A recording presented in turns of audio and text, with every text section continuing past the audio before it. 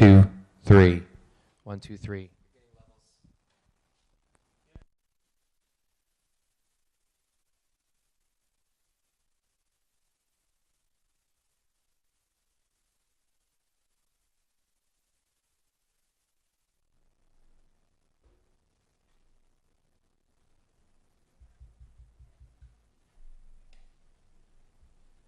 I want to wait till I hear it in here on this YouTube. 2, 3. There you are. Okay, good.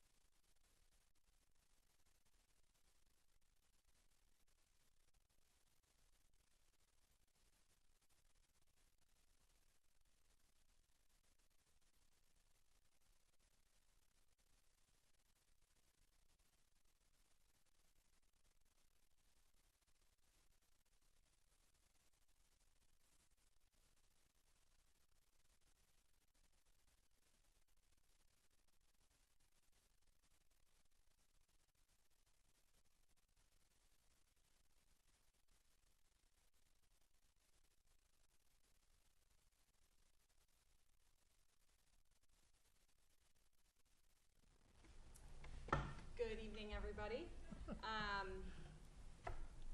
Thank you for your patience, and welcome to the new hybrid Milton Access TV Milton High School studio.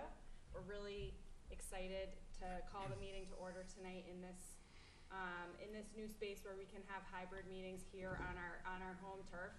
I would like to thank the town of Milton for welcoming us to Town Hall for the past few months of our meetings. But it's great to be back, and I really would like to thank Shane Brandenburg, the Executive Director of Milton Access TV, for helping us get the technology in place to have our meetings here.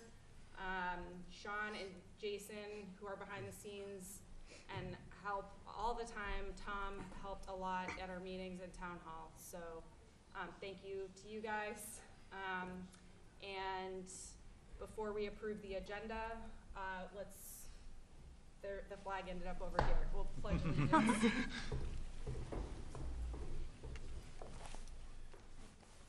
I pledge allegiance to the flag of the United States of America and to the republic for which it stands, one nation, under God, indivisible, with liberty and justice for all.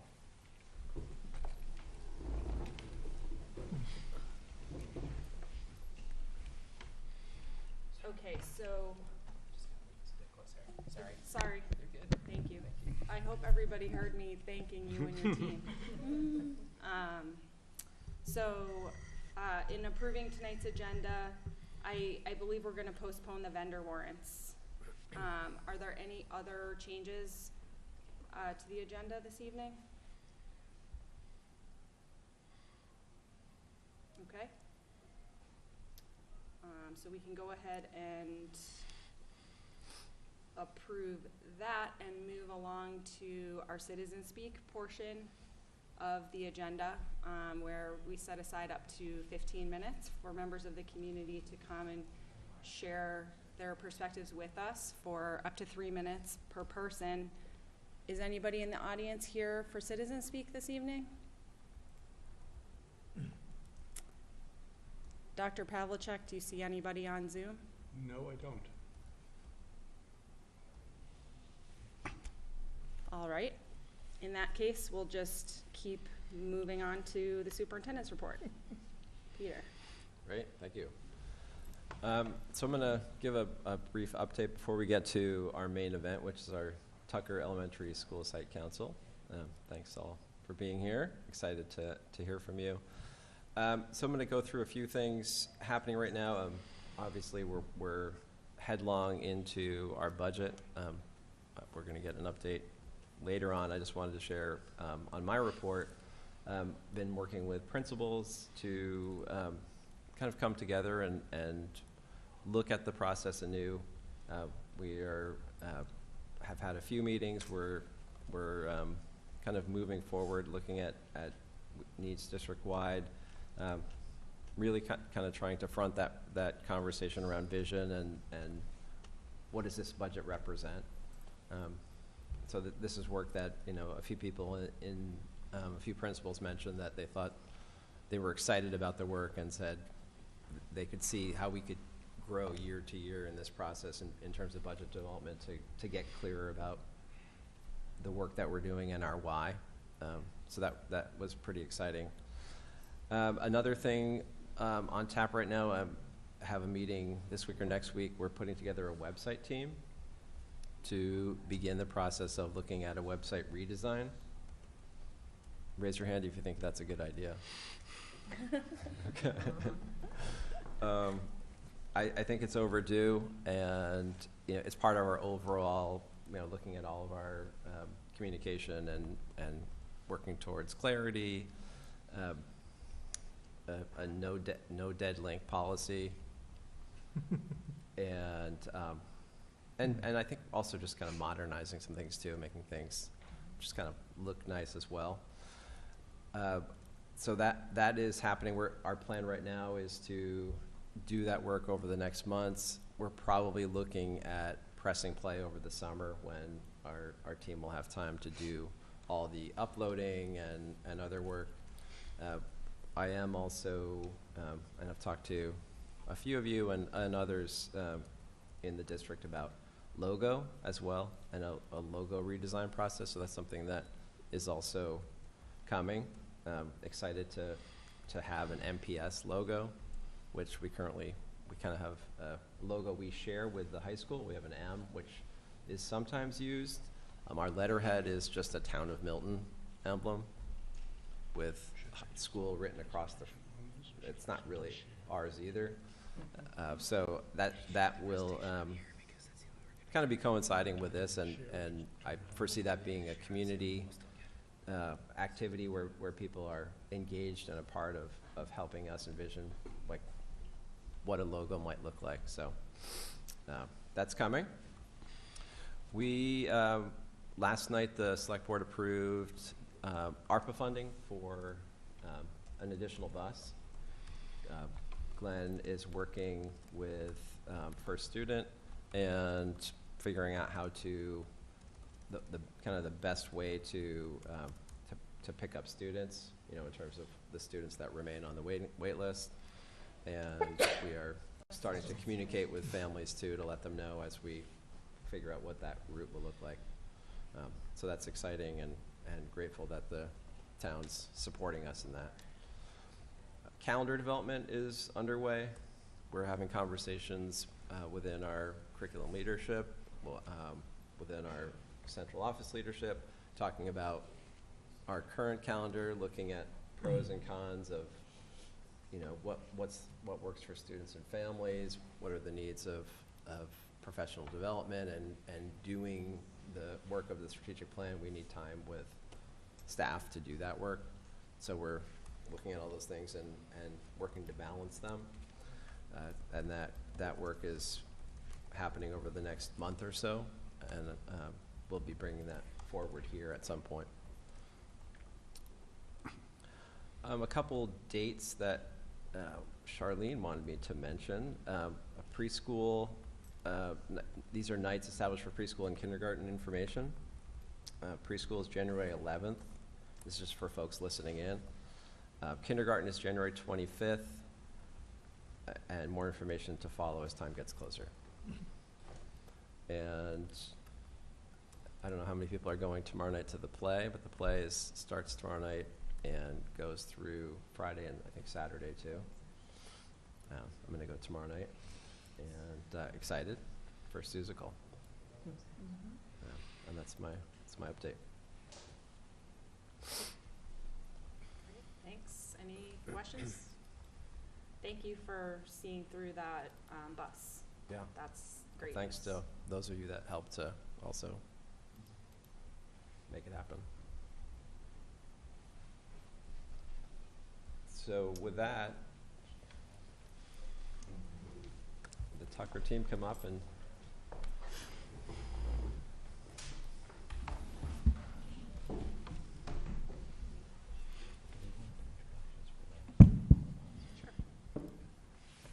before you begin, maybe we'll do introductions so you know us, then you can introduce. Glenn, do you want to start?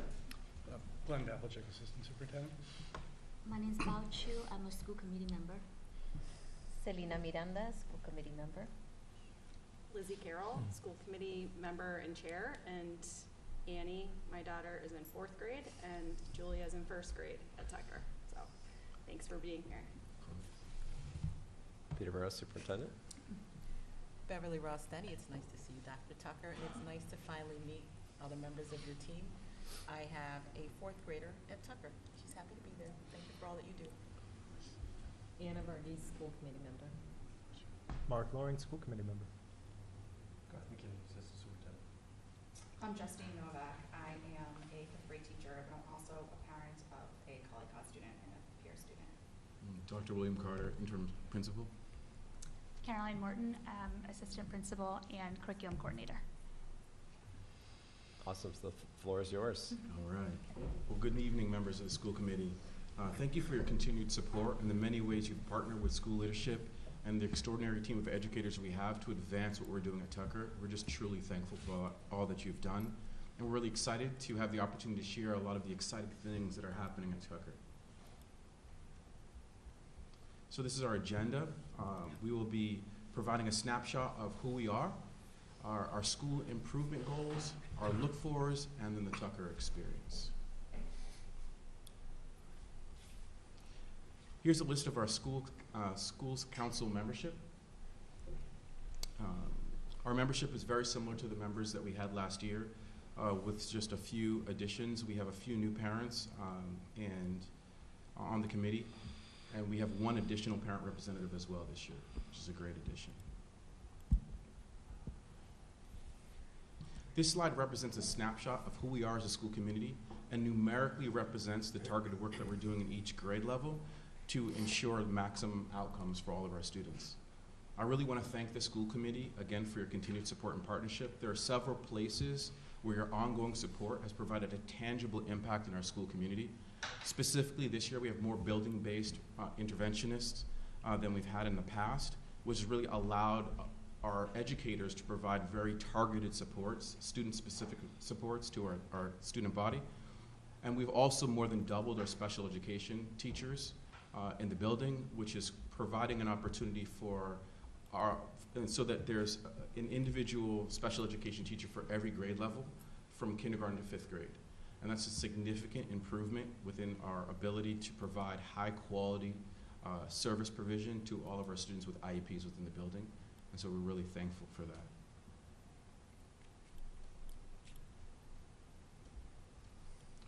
So apart from Cunningham, Tucker is the only other elementary school that has preschool classes. We have two preschool programs. We have an integrated half-day program and a full-day program. In our integrated program, we currently have 11 students in our morning session and 8 students in our afternoon session.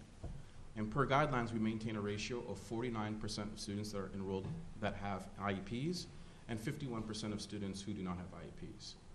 And in our full-day program, it's really special because we have an opportunity to reserve some seats within our program for economically disadvantaged students, which serves as a primary way where we can tangibly close opportunity gaps.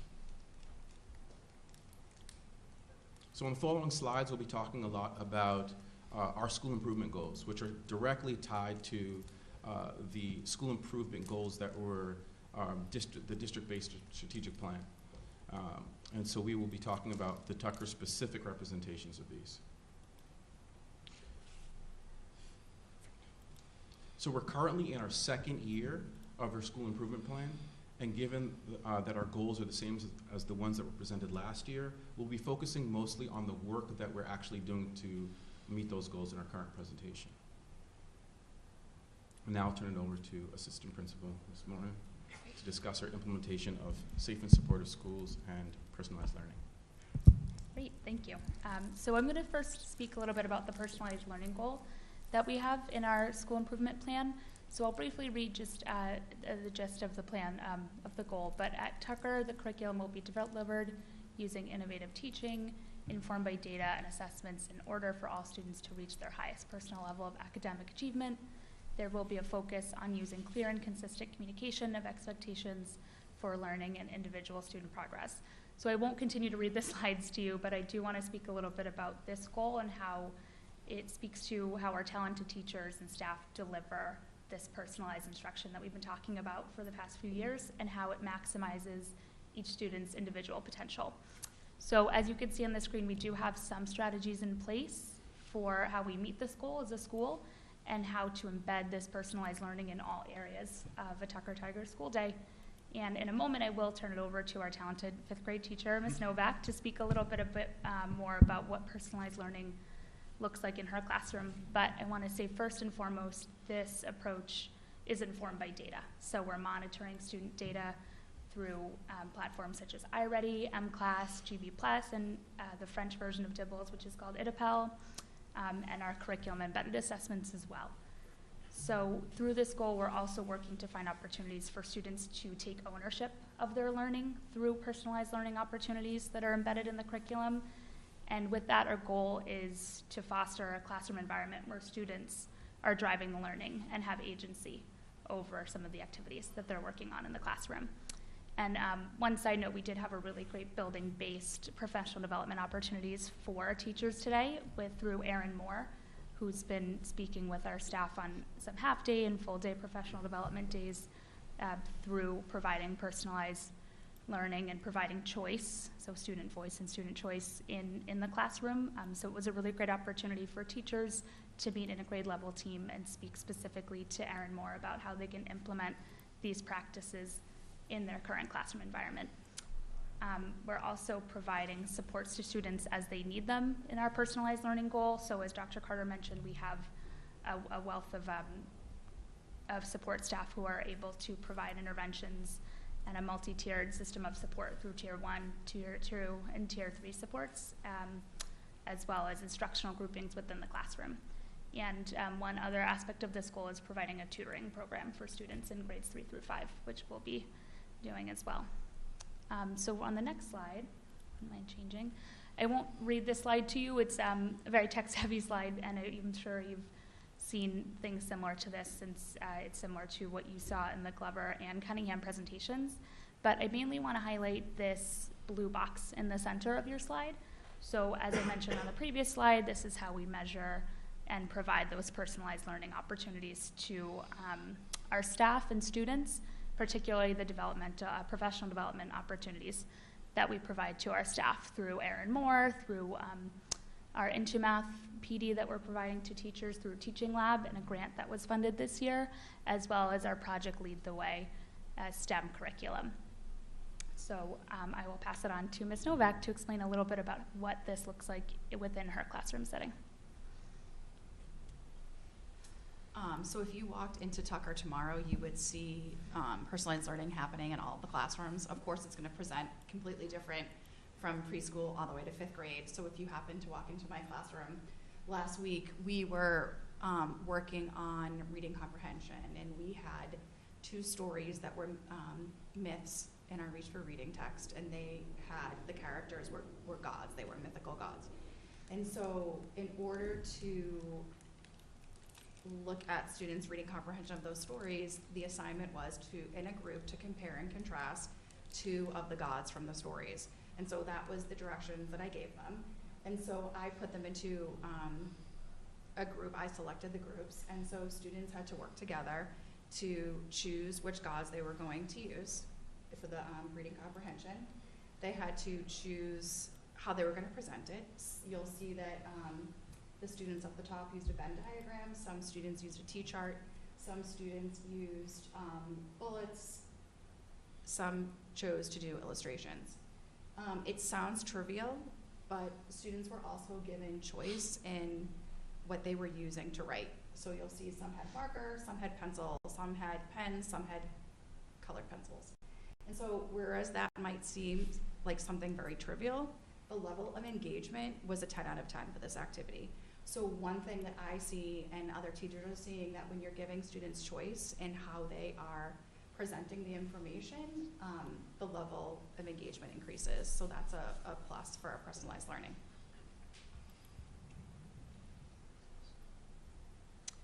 So the next slide is our social emotional goal as a school and how we maintain a safe and supportive environment for our Tucker Tigers. So this goal, again, is to support positive social and peer interactions in both structured and unstructured times in our student school day. So one thing that I wanted to point out before speaking a little bit more to this goal is under the measuring progress, number 7, the strong classroom culture that's driven by dedicated staff members. Something that I really want to highlight about the Tucker School is that we have an incredibly supportive staff and group of families as well. Our staff is really dedicated to building positive relationships and making all students feel welcome and included, and you can feel it the second you walk into the school. You can feel it within the hallways. You can feel it during arrival and dismissal. You can feel it after school. You can feel it in all aspects of the building. Whether you are greeted in the morning by Dr. Carter in the back or Ms. Keeney and Ms. White in the front, and all of our friendly teachers on Oak Street, you really do feel that Tucker is a true community school. So that was something that we want to highlight. But in addition to those positives about the Tucker School, we also have a wonderful school adjustment counselor as well as 2 SEL leads within the school building who we collaborate with to continue to meet this goal. Our SEL leads recently participated in a training about trauma-informed practices and care. And as you may have heard in the Glover school committee update, that Karen McDavitt recently secured a grant for the district towards safe and supportive schools. So in addition to that, we're providing high-quality professional development opportunities that's ongoing throughout the school year. And we also have the Power School SEL screener that was just recently rolled out, so we'll have some more data to analyze after Thanksgiving break when that screener is completed. So as you'll see on the slide, we have some strategies in action, including regular and impromptu meetings with our guidance counselor, PBIS, and restorative justice practices that we use throughout the school day, the second step SEL lessons, Calm Classroom. Our Tucker Enrichment Clubs are very popular, including our gardening club, which has harvested a lot of kale, was an aside, which actually we're able to donate to the food bank across the street for Thanksgiving. So again, just tying in other members of the community in our school-based projects. And we also have a very strong PTO who puts on a lot of PTO-sponsored events. One other thing that I wanted to highlight is our PBIS system. So our Tucker parents on the committee have probably heard a lot about the Tiger tickets that we use. And our motto at Tucker is that Tucker Tigers are respectful, responsible, safe, and kind. So students will earn tickets individually for showing expected behaviors, but they are pooled into a whole class ticket count, which really builds another layer in this sense of community. So they succeed as a group. So in addition to our PBIS system, I know Dr. Carter and I engaged in some professional development over the summer through restorative justice. We have our restorative justice coaches who come to the building weekly, and we've really been embedding those restorative justice practices within the school day and having weekly check-ins with our coaches. So in equity and learning, we seek to ensure that all students are learning in an environment that's affirming, equitable, and celebrates the diversity that exists at Tucker. It's something that's extremely important to us. Our educators work hard to create learning environments that foster equity and really working to make sure that their curriculum is actually generating the levels of equity that they would like as well. In this picture, you see that there are two students who are at the communication board, which provides visual prompts which students can use to better express themselves. And this is an opportunity for us to continue to create a really strong community that allows students to learn effectively and produce high academic and behavioral outcomes as they're working together to facilitate and foster an authentic community, if you will. Not just having students that are diverse in space, but they're actually being able to work together to gain to a place of harmony. And so that's something that we're really, really proud of at Tucker. If we go to the next slide.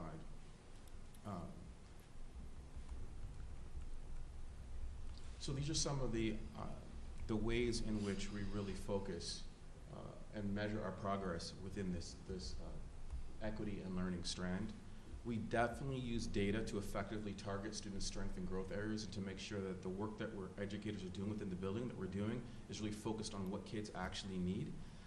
There are strong partnerships between classroom teachers and interventionists to ensure that all students are getting the academic support that's really specified to their specific needs. I think that's one thing that getting to know the Tucker community, it's really, really beautiful to see the partnership between the classroom teachers and the interventionists. It's one way where we'll be able to see just the beautiful community that's been created at Tucker amongst the educators. Our SST and behavioral health teams find creative, thoughtful, and data-driven ways to meet the specific needs of students and families. And they do extraordinary work. We meet weekly, to ensure, as teams, to ensure that we're really focusing on students who are in need and families who are in need. And our teachers finally take the time to get to know each and every one of their students and work to ensure that each student is receiving personalized interventions and instruction. So our MCAS results, we're really proud of our MCAS results. In nearly every category, I think you can see this in the highlights, we earned either a 3 out of 4 or a 4 out of 4 in regards to total points earned, which is extraordinary. And in regard to mathematics achievement specifically, our lowest performing students and mathematics growth for all of our students, we earned 4 out of 4s, which is really a wonderful place to be at Tucker. On the next slide, you can see that in nearly every category, we either met or exceeded the targets that were specified. And these, again, are significant results that speak to the talent and commitment of our educators.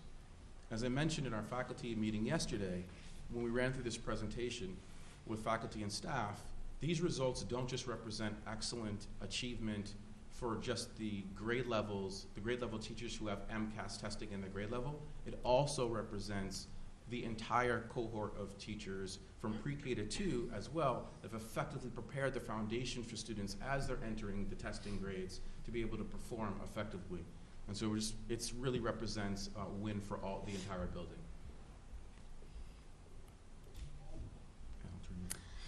Yep. So another data point that we've been assessing at the beginning of this school year is our M-Class data. So as you're aware, our new literacy screener is through M-Class, also known as the DIBBLS.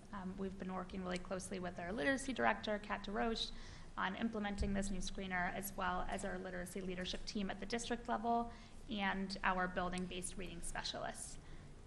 So we're really encouraged by this initial data that we're seeing from grade levels K to 5, but what you're seeing on the screen is from our fall diagnostic, and really what this data we're using this data for is to inform how we provide tier 2 supports to our students and who is working with our grade level reading specialists. So we have a reading specialist who works with 1st and 2nd graders, a grade 3 reading specialist who works at both Tucker and Glover, and then we have a grade 4 and 5 reading specialist as well, which is a unique position to Tucker.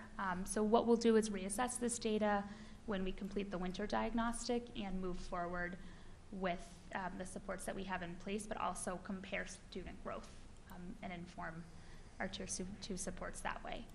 So this is the first year that we're using this particular screening tool.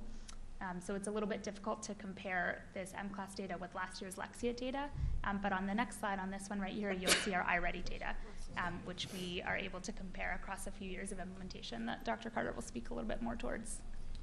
So as you can see in our iReady data, this is a mathematics assessment and diagnostic tool that we use to periodically test students to see exactly where they are in regards to benchmarks, and then we use the program that accompanies the assessment to provide, again, student-specific interventions and training within the math to close their gaps. If you look at the data, what's really significant about this is our beginning of the year 22 assessment has what we have learned is a very normal production in terms of student performance. And what you see is the green that's shaded over to the left is at or above grade level, green is at grade level, yellow is a grade level below, and red is when you have 2 or more grade levels below. And so at the beginning of the year, this is normal, what you see. But if you look below, what's fascinating, and we had an iReady coach that came to do a data meeting with us several weeks ago, and one of the things that she said is it's not normal to see these kinds of results, but if you look at this, you can see that 75% of our students were at or above grade level at the end of the year. This is significant, and it really speaks to the high quality work that our educators are doing in regard to math instruction. So these are significant results. And if you go to the next slide, you'll see that, so this is our fall 2023 data, and on average you can see that it's very similar to the 22 data from last year at the start of the year. And so given that, I feel very confident that our educators are going to be able to do the same and maybe even better results as they did last year, especially given that we're in the 2nd year of implementation of a new math program. So I think given that, I wouldn't be surprised at all if we do even better than we did last year. And with that, we are on to questions from the committee. Mr. Pavlicek, do you mind going one more slide? Dr. Pavlicek, forgive me. Perfect. So I'll turn it over to all of you for any questions that you may have or comments.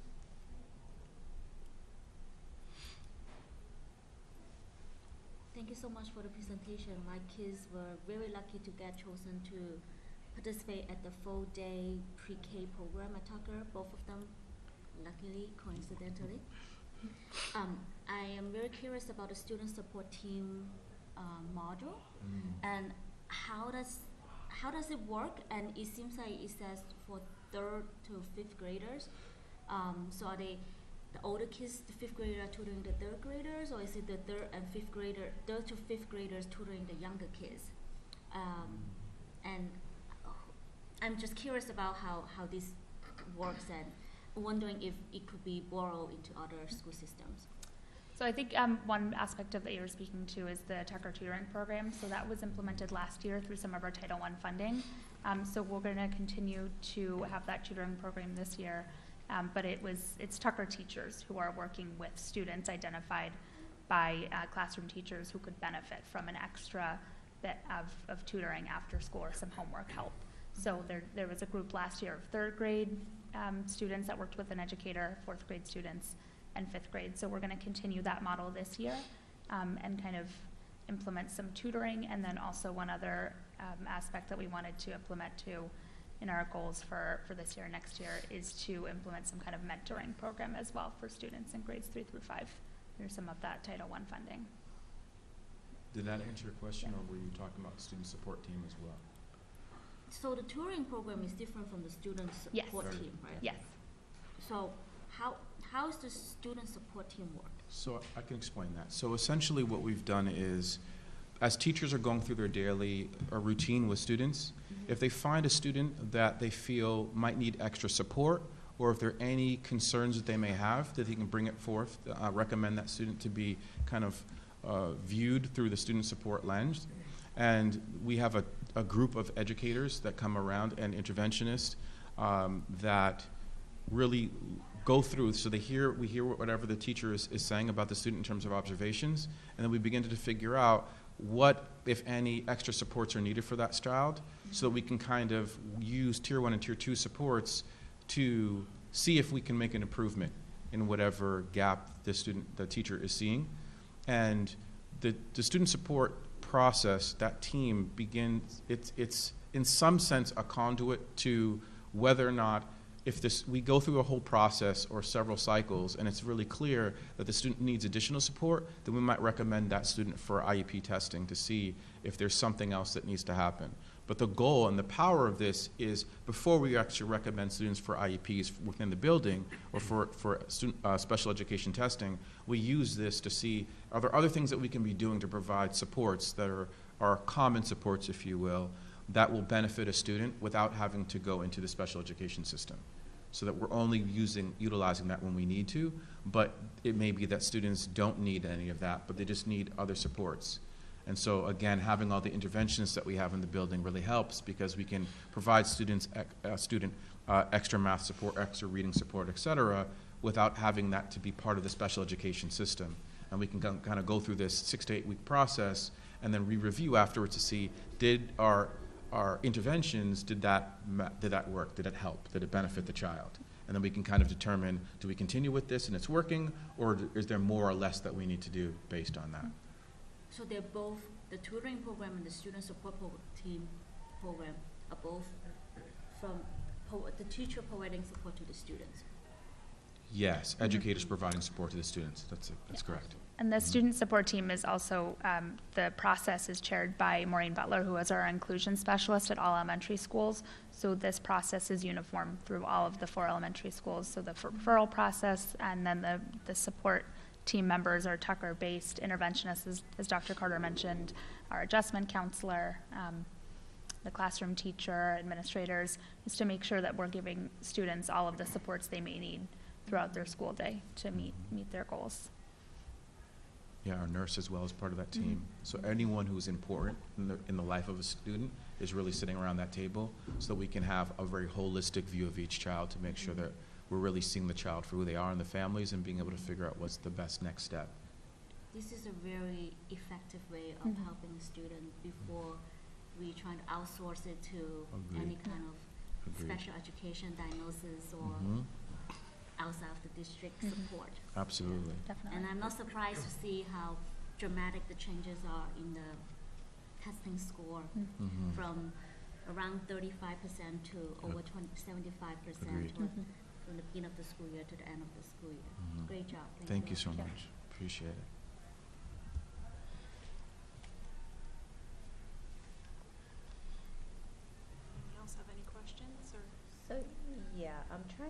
understand the M-class data. Mhm.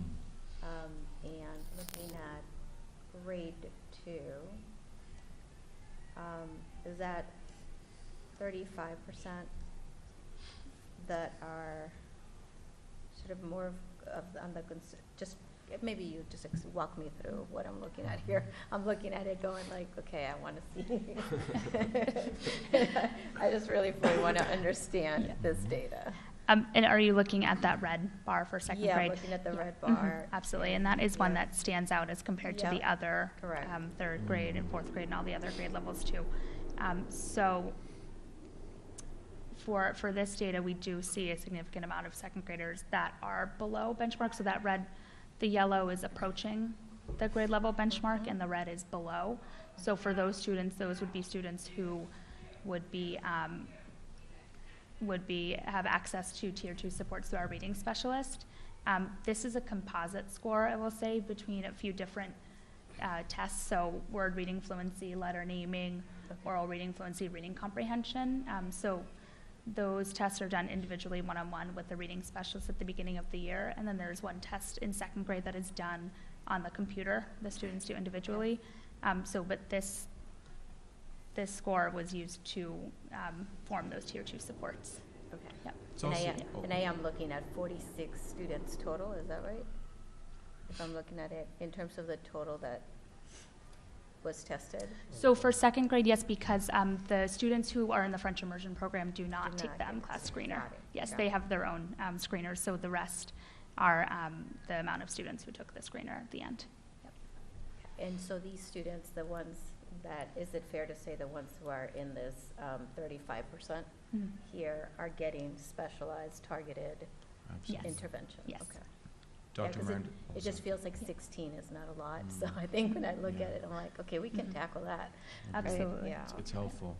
And Dr. Miranda, I just want to let you know as well that when you look at this, there is clearly a discrepancy or a difference between grade 2's results and the other grades. Yep. I think one of the reasons that we'd see, especially given that we're talking about reading development Mhm. and acquisition, that these students were students that were in kindergarten in one of the major COVID years. Yes, that's what And I'm- so yeah. clearly you can see where if that was a hybrid or mixed year, that would directly affect Mhm. students' ability to learn how to read and to decode and do all the things they need to do.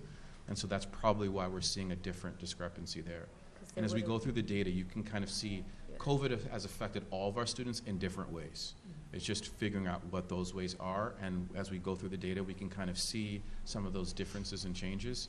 And I think that, I would argue that that's probably the reason why there's more red in grade 2. Grade But two, again, it would've because been we what, have, a hybrid, or was that a hybrid year for them? Yeah. They, The first Kindergarten. kindergarten? I think kindergarten would have been hybrid. kindergarten hybrid. yeah. And even last year was a different year. It was that first year kind of out, which Mhm. was sort of normal, but not really normal. Yeah. But hopefully that explains some. Mhm.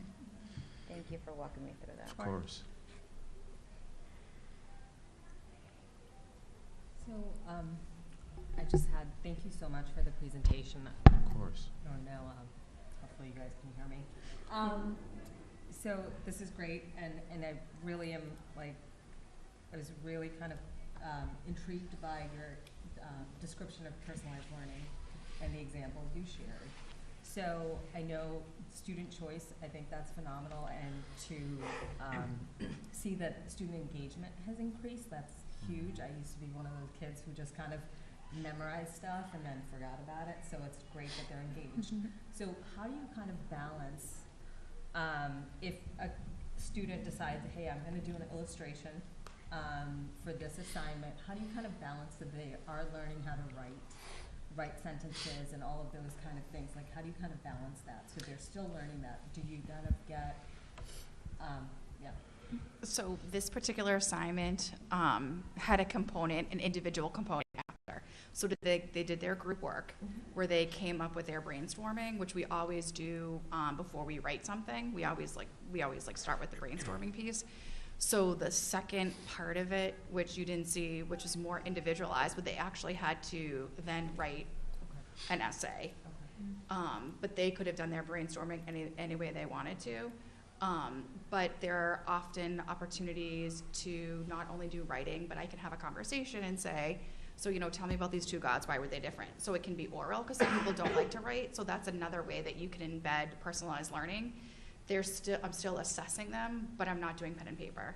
So while this is going on, I'm going around to each person and, talking to each group and looking over their shoulder and engaging them and talking with them. So I can extrapolate how each person is responding to the task. One of the things that Mrs. Novak alluded to, which I think is important, is that teachers have the agency to determine what aspects of the curriculum or the instruction they'll provide choice for. And so, as you can see, what she was saying is there are certain aspects that were non-negotiable that all the students were learning and doing. And so I can understand if you give kids complete choice, then they may not learn the things that they need to learn, essentially. But I think that's where the teacher has that realm of freedom to determine this part of the lesson will not be of choice and everyone has to do it, but these aspects I will add choice. Or when you're doing this part of the lesson, I'm going to provide choice in these areas, but not in other areas, so that they can really control and ensure that their daily objectives and aims are being met. Great.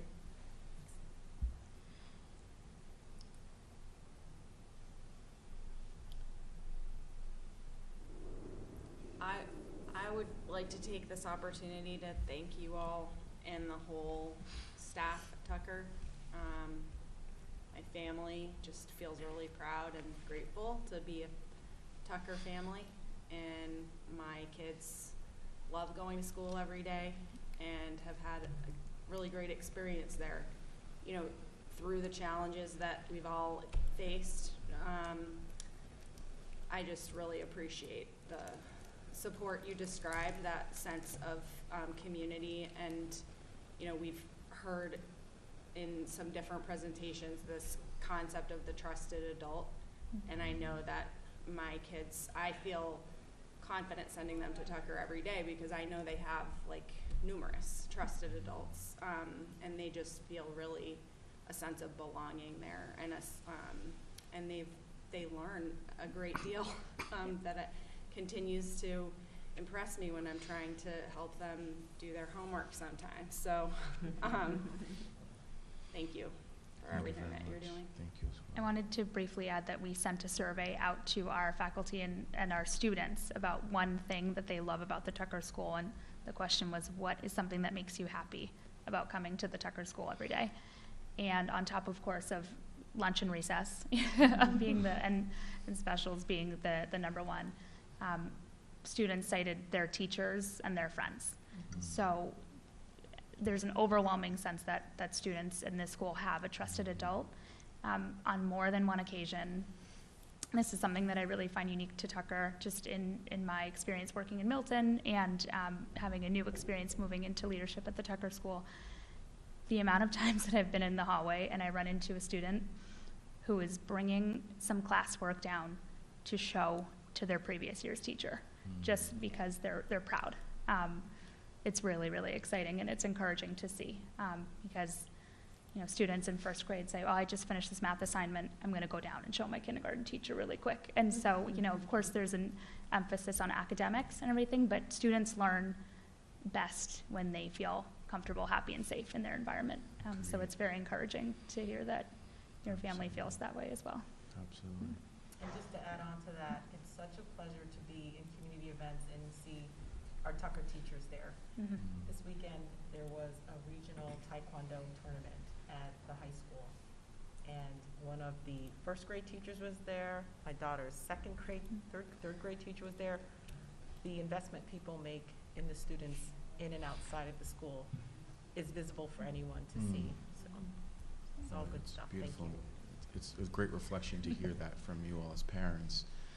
It is, I just second what Ms. Martin said, it's really exceptional. It's one of the things that really defines Tucker as a community, is this notion of the caring, committed, and loving educators that don't just see their kids as only the kids in their classroom, but all of the kids are their kids.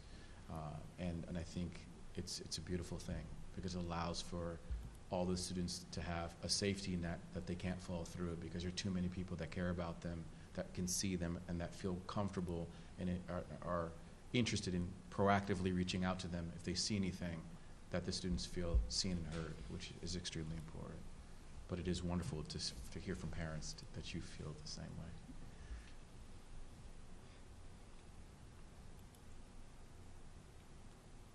All right, well, thank you again. Thank you Thanks so for much. taking the Thank you. time to be Yeah. with us this evening. Absolutely. Thank you. Thank you. Thank you.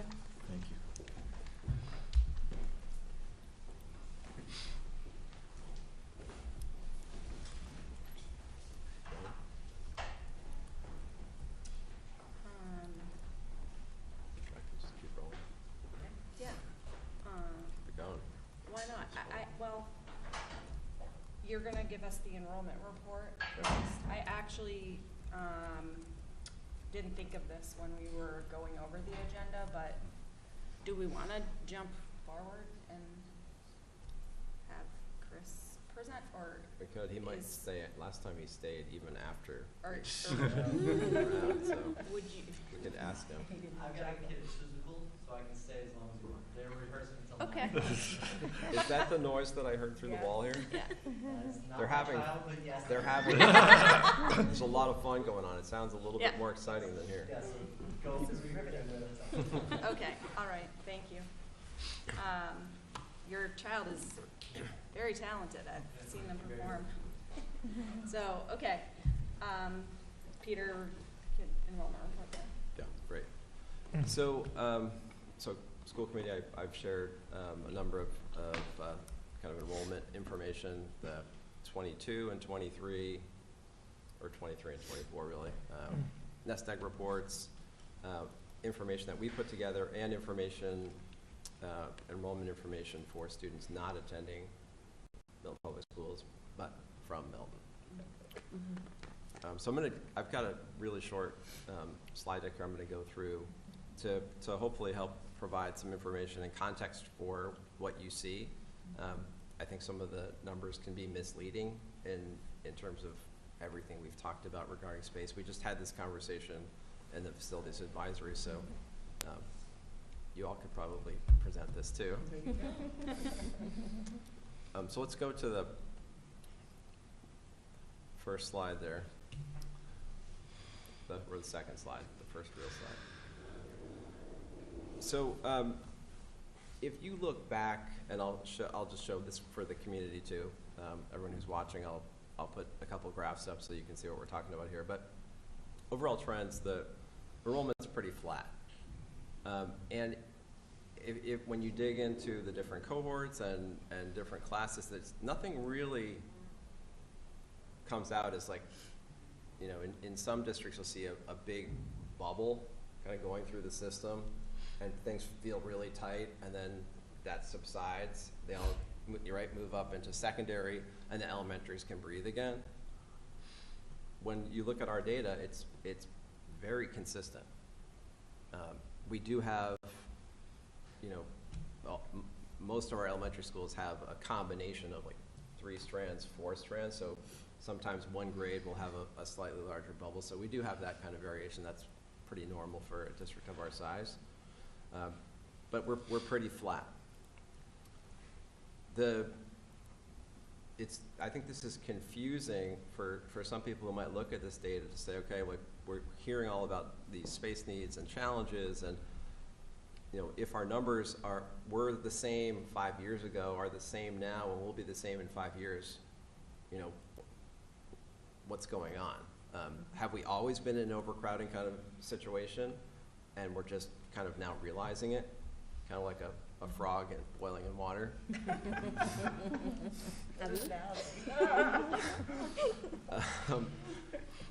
Or is there something else? And what I talked about earlier in the facilities advisory meeting was our schools were not designed for education in 2023, and they weren't designed to serve all students. They were designed to serve students who could be successful in a general ed classroom. And there are even arguments for that, right? Mm-hmm. The way that our programming has changed, and when those of you who went around the people in the facilities advisory went when Glenn was driving the bus that day. You probably heard about crazy white bus screeching around the town of Milton. You got to see firsthand, right, going into a school and seeing there are a lot of spaces where there aren't 20 kids or 25 kids. There are 3 or 4, or there are service providers. Schools have taken on a lot of the work that probably traditionally wasn't done anywhere, but maybe it was done in Health and Human Services and other sectors. So we have both the combination of students with increasingly diverse needs. We have a commitment to equity and a commitment to serving all students and not sending every student to another town or another program. I mean, we do that, and we need to do that at times when we don't have the ability to sustain programming for some students. But the biggest impact on our enrollment is the programming that we are committed to creating so that all students in Milton can be successful in Milton to the degree that we can, right? We can't specialize to the degree that some schools do in, you know, and some of our students are out of state, right, for certain programs. The other thing I wanted to mention, then I'll just go through these 2 slides. The predicted enrollment increase due to kind of development activity, we don't believe is part of the Nest Egg slides. So we don't think Nest Egg has really taken into account some of the zoning changes that are happening. And I don't know exactly where that is right now. We're still in process, right? Yeah. The zoning changes that are happening, the 40Bs that are going up, so those will put, I think we will see an uptick in enrollment. I think the bigger pressure is creating a school in 2023, based on what we know about students and based on our commitment to all students. So going to the next slide. So this speaks to what I was talking about. So here's the 5-year enrollment trend. Fairly flat. Next slide. Here it is by school. And really nothing remarkable to talk about here. Next slide. This has been a topic of conversation in the community, so I thought it would be great to just present the data and show people where we are. The first slide here is in-state private and parochial, so the majority of our students that are going to other schools, private schools primarily. And you can see that number from 2014 to 2023 is pretty much hovering around 1,000, up and down. If we went back in time, I would probably see a fairly consistent number. I don't know how far back we'd have to go to see a different number. That might be interesting to look at. Do you know, Glenn? It was higher. Was it higher? Yeah. Do you know what it was at? At one point, when before some of the private schools went grade 7 and 8, at grade 9, there was a point in, I would say, in the 90s where we would lose 15 to 20% of the 8th grade to public and private and parochial schools. So that's a much bigger drop than we see anywhere now. Okay. The number of 1,000 wouldn't have been bigger because of fewer grades. They weren't as, you know, the higher percentage. You know, the BC highs and those weren't at grade 7 back then. They were only 9 through 12. So it was a smaller cohort of students who were eligible to go out of district, especially at the high school level. But we did, prior to the building these schools, when we had the old high school on Central Avenue, there was a very significant drop-off, grades 8 to 9. So that's that, and then the final slide is just the additional students attending outside of Milton. So these are, you can see on the left side that chart: vocational, out-district, public, collaboratives, charters, homeschool, and out-of-state, private and parochial. So those numbers as a total don't make up more than 50, that's about 100 students or so. So that's our enrollment.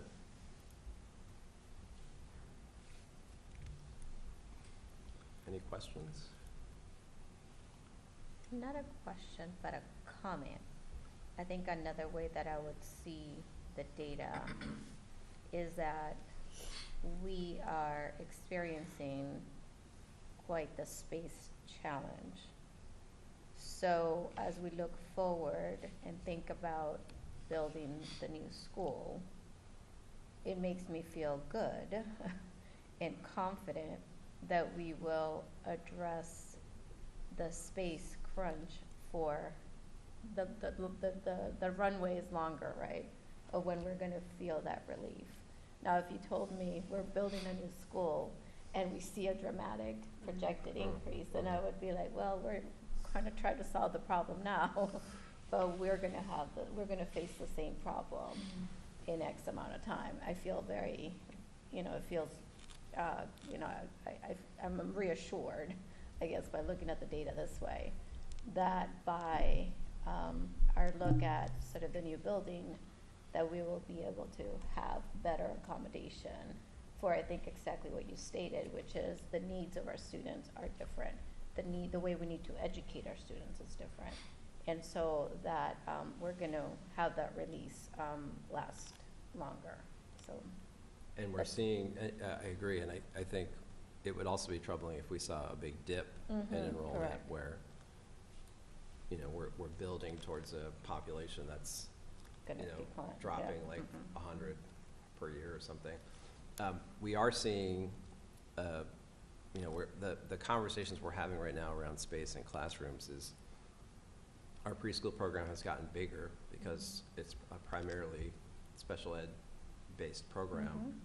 Needs have gotten, our numbers have grown in that program.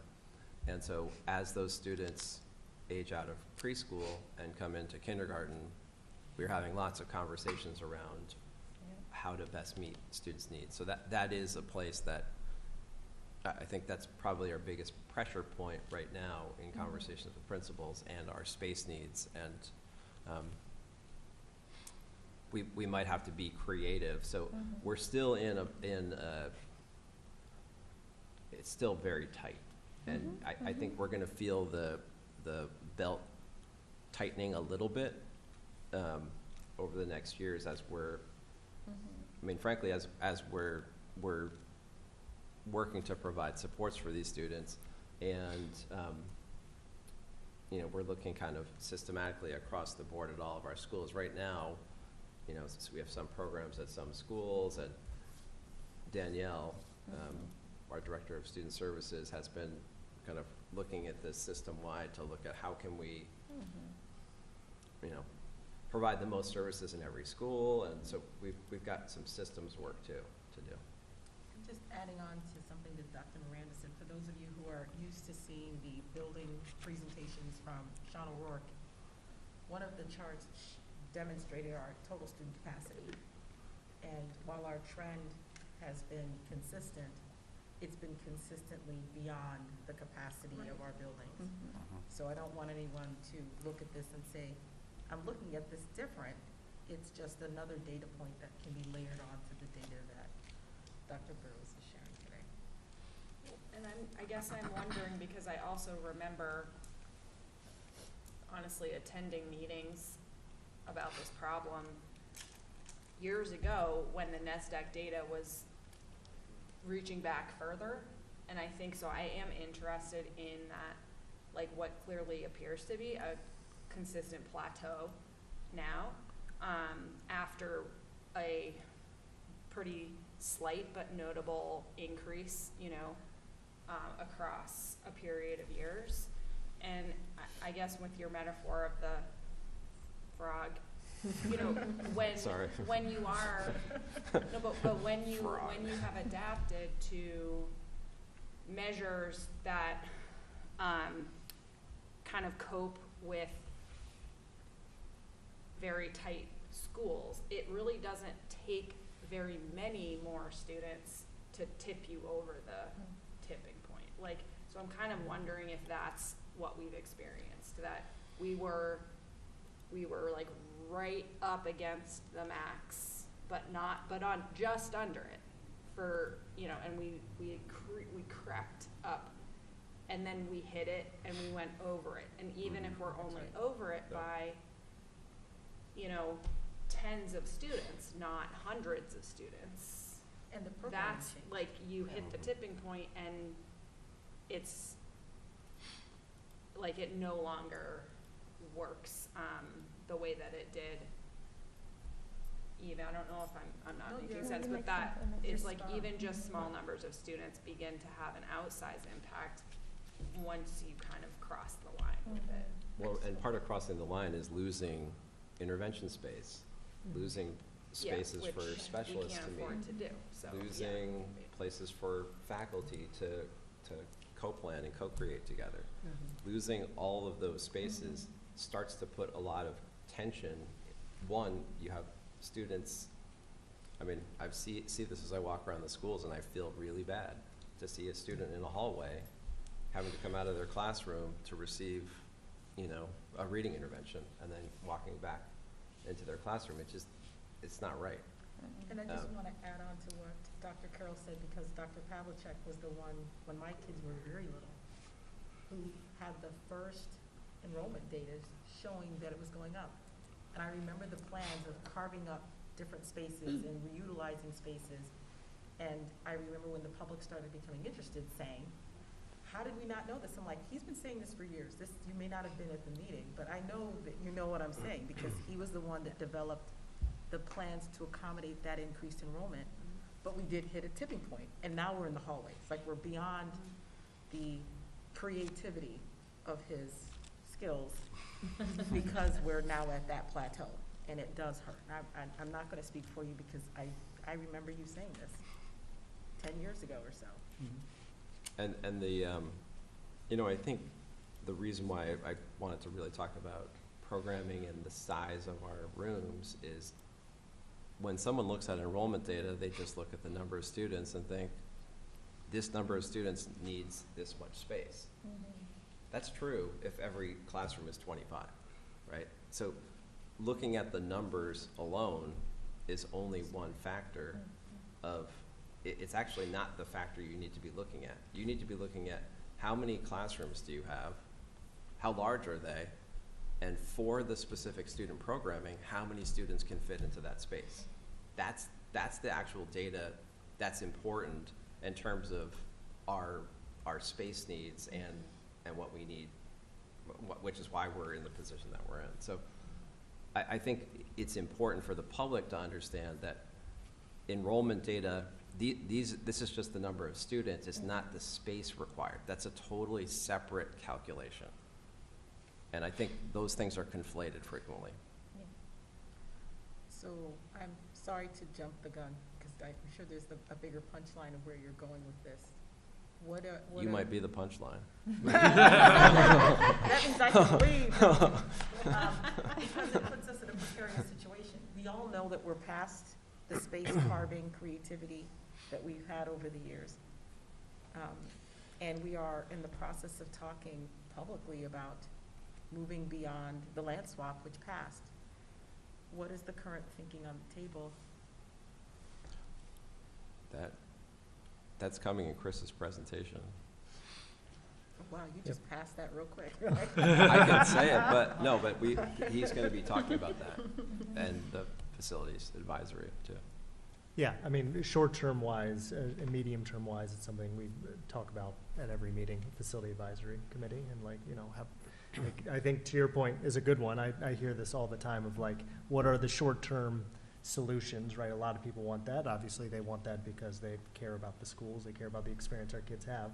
I think a lot of that statement overlooks the fact that, you know, Glenn and others have been implementing these short-term solutions year after year over the last 5 years at school, you know, since school building committee, at least the last 5 years that they've been working on this, of cutting up spaces, losing this room, losing that space, you know, losing teacher workrooms, as we saw in like Collicott, things like that. So like those things have happened, and we are, to your point, somewhat at the end of that rope of the easy decisions, the cheap and easy decisions, and now it's the more, you know, expensive or expansive kind of choices of that have been discussed, of modulars, of the fourth floor of Cunningham, of you know, addition here or there, or you know, how do we manage this? And who ends up in those spaces? Who ends up in those spaces, and which schools get the space, because you know, you got 4 elementary schools, and you got Pierce, and you have the high school, and all of them have demands and or I should say desires and needs to support their students, and you know, one project doesn't solve all of that. You know, as it relates to short-term costs, obviously the hope is, from the long-term perspective, still the work of the school building committee and the update we'll provide there of pushing that forward, because that is a project that kind of, as a singular project, should be able to support the needs across all these sites, and pull students out of every site, or you know, programming out of every site to support the needs of the campuses. One of the things that stuck out to me that I you know, shared, and I added it into your slide deck, Peter, at the very end, is just that NASDAQ projection. I know Say Glenn, what? Glenn has like repeatedly said, you know, the NASDAQ projections are, you know, pretty good for the first 5 years, and then as you go out, they become somewhat unreliable. And he said that. I just think I've obviously only looked at the Milton NASDAQ projections for last year, and now this is the new one, and I thought that was very clear in the stark contrast of kind of the 10-year projections, where if you look at the NASDAQ projections from last year, they were projecting a decline over 10 years in our enrollment of about 5%, which would be helpful from a space standpoint if we lost, you know, 200 kids, just from a space crunch standpoint. And this year we have about like 15 more kids, so it's not a substantial amount, but you take that over 10 years and they're, you know, it's not that loss of those 200 kids. It is, to the point that's been made, you know, a flat projection. So just that slight adjustment from one year to the next, kind of having significant potential long-term change to these projections, and to the point you made, Peter, like that not actually incorporating all the other context that we know exists within our town as it relates to zoning and 40B and development, things like that. So I actually had those slides in. I just forgot to present them. That's slides 7 and 8. Yeah. You just put 7 and 8 together on that bottom one. You know, sorry about that. No, it's okay. But I no. was going to present those, and I didn't. Yeah, but again, just to reemphasize your point, which you made at the Facility Advisory Committee, I think was great, is like those are the larger numbers, and they, you know, they show flat, which isn't really helpful. Of like our space issue remains our space issue, but at the same time, our identification rate is not flat. Our identification rate is going up, and like, you know, it used to be 13% 10 years ago, and now it's over 17%, and that represents 200 more kids that have been identified for small group services pull out, you know, and we're not counting even the preschool program, which is expanded, and so all those space demands and issues on top of that are really significant. So I think that was a great point. Thanks, Mark. To your point about the program change, if you go back 6 years and compare to now, I think we have 30% more. We've seen a 30% increase in students on IEPs. We have a 50% increase in our nursing staff. You know, we can do statistics like that to show that it's, you know, it's the program, it's not the number of people. I mean, it's the demands that are put on it. We have 30% more occupational therapists than we did.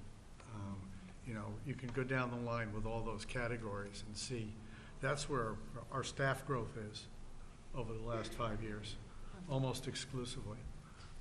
And it reflects the demographics of our students and the changing demographics of the student body.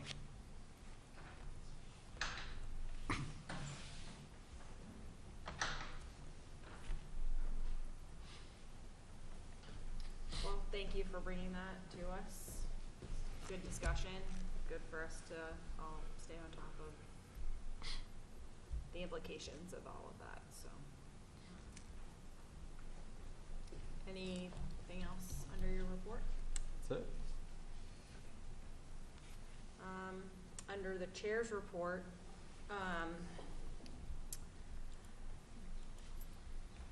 should we just stick with this topic and segue into your conversation? Or, because what I'm gonna talk about is totally different. I don't- Sounds like Monty Python. Yeah, maybe, Could probably do maybe this makes sense. the Facilities Advisory Committee and Chris together would make a lot of sense. Okay, all right, if everyone's okay with these little last minute minor changes, but thank you, Chris. No problem. Good evening. Thank you for giving me more time to correct this budget. If you've reviewed the capital request budget that I provided a couple weeks ago, not much has really changed except for a little line item there for about $2 million. And that's for the Cunningham attic build-out space. So the time you were buying me to get to today's point was allowing me to speak to some design consultants to get some actual numbers on the build-out of the attic space of Cunningham. So speaking to some two different design firms, there's a construction cost, and this is contingency design, to maximize the space up in attic of Cunningham, 4,000 square feet. So you're looking at a construction cost of about $450 to $500 per square foot.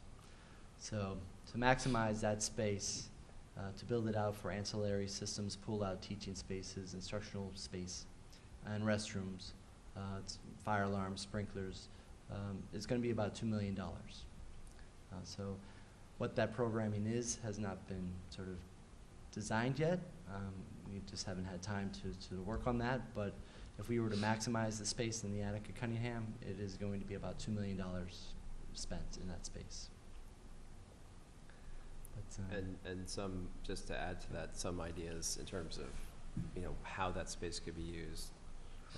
It could be anything from, art, music, classroom space, support services. So there are a range of things that we could do with that. And the nice thing about the attic is that Cunningham, Collycott is where we're experiencing pressure the most.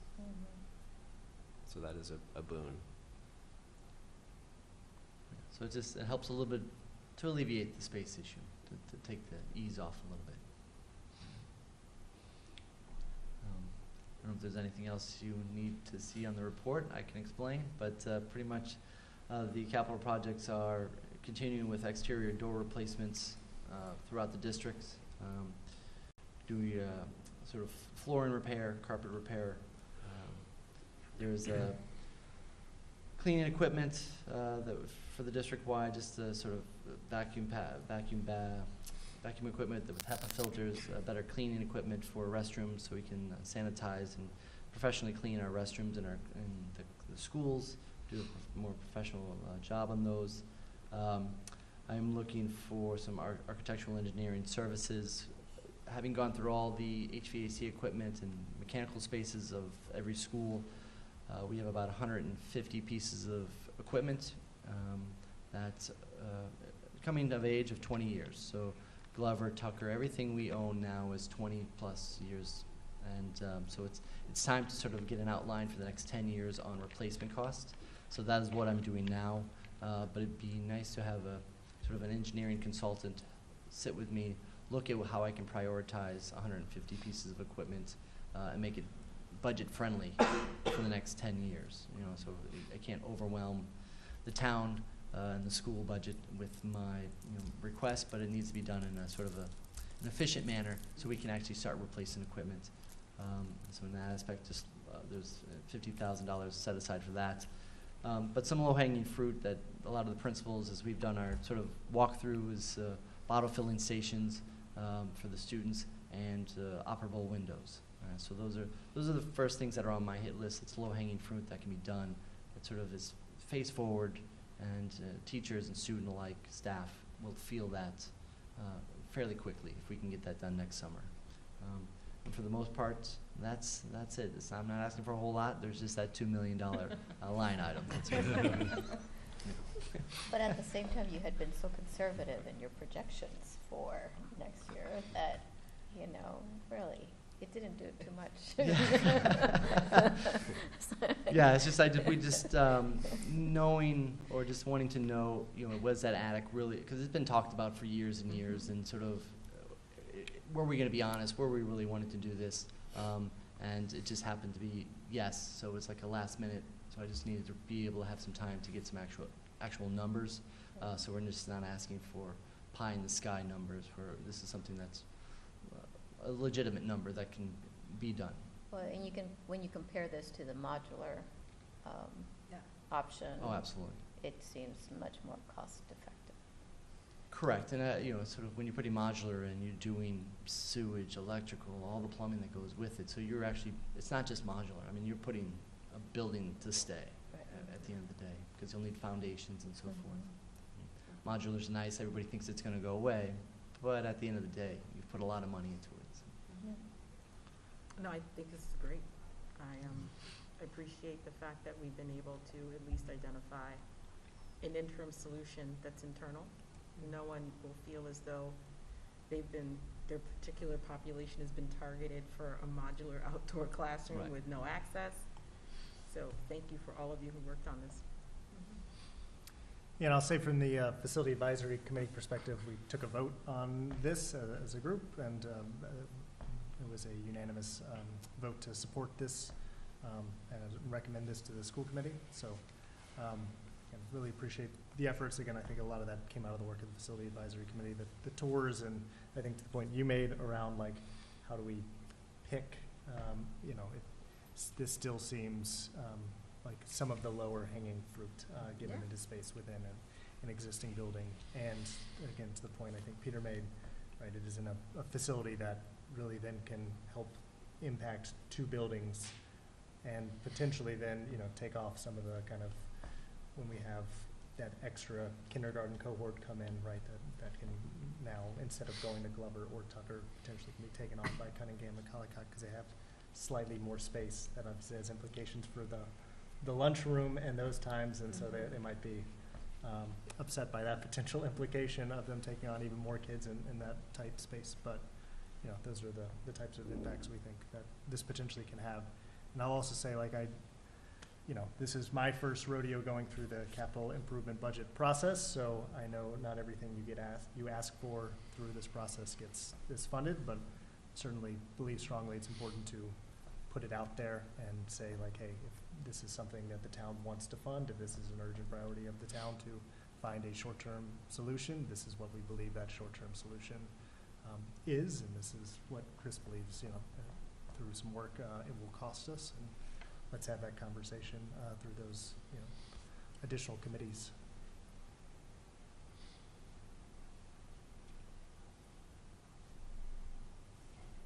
I'm just gonna add that it was really helpful for us, like when we did the tours, to kind of see that space and see the potential of it, and just kind of going back to some of the conversations we've had earlier where, there were a lot of spaces that had to be reconfigured and chopped up, and we lost storage, and we lost, libraries, we lost all of these things, and then, I remember walking upstairs to the 4th floor and seeing this like magnificent space, and it was like, whoa, okay, we gotta make this a reality. So I really appreciate you getting some numbers to us, because now it's like, okay, now we can see this happening, and so it's really helpful, and thank you for all the work that you put into this, and also kind of just looking at things long term. We can't continue to cut up our spaces any further. We can't put in something temporary that's like going to take away a playground or something else. So I think this is great. So thank you for all the work that you're welcome. you've done. I guess we want to thank you all too for helping us to kind of dream, from our first draft. So. We did. Mark and I went up there and we were like, whoa, so cool.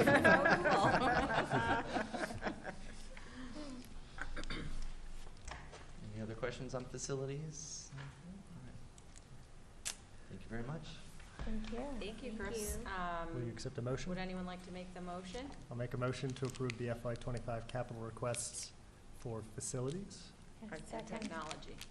Are we also We approving? didn't talk about the tech. Does anyone have questions on the technology pieces? No. 'Cause that's also bundled in our. I did about do the have- hardware. Yeah.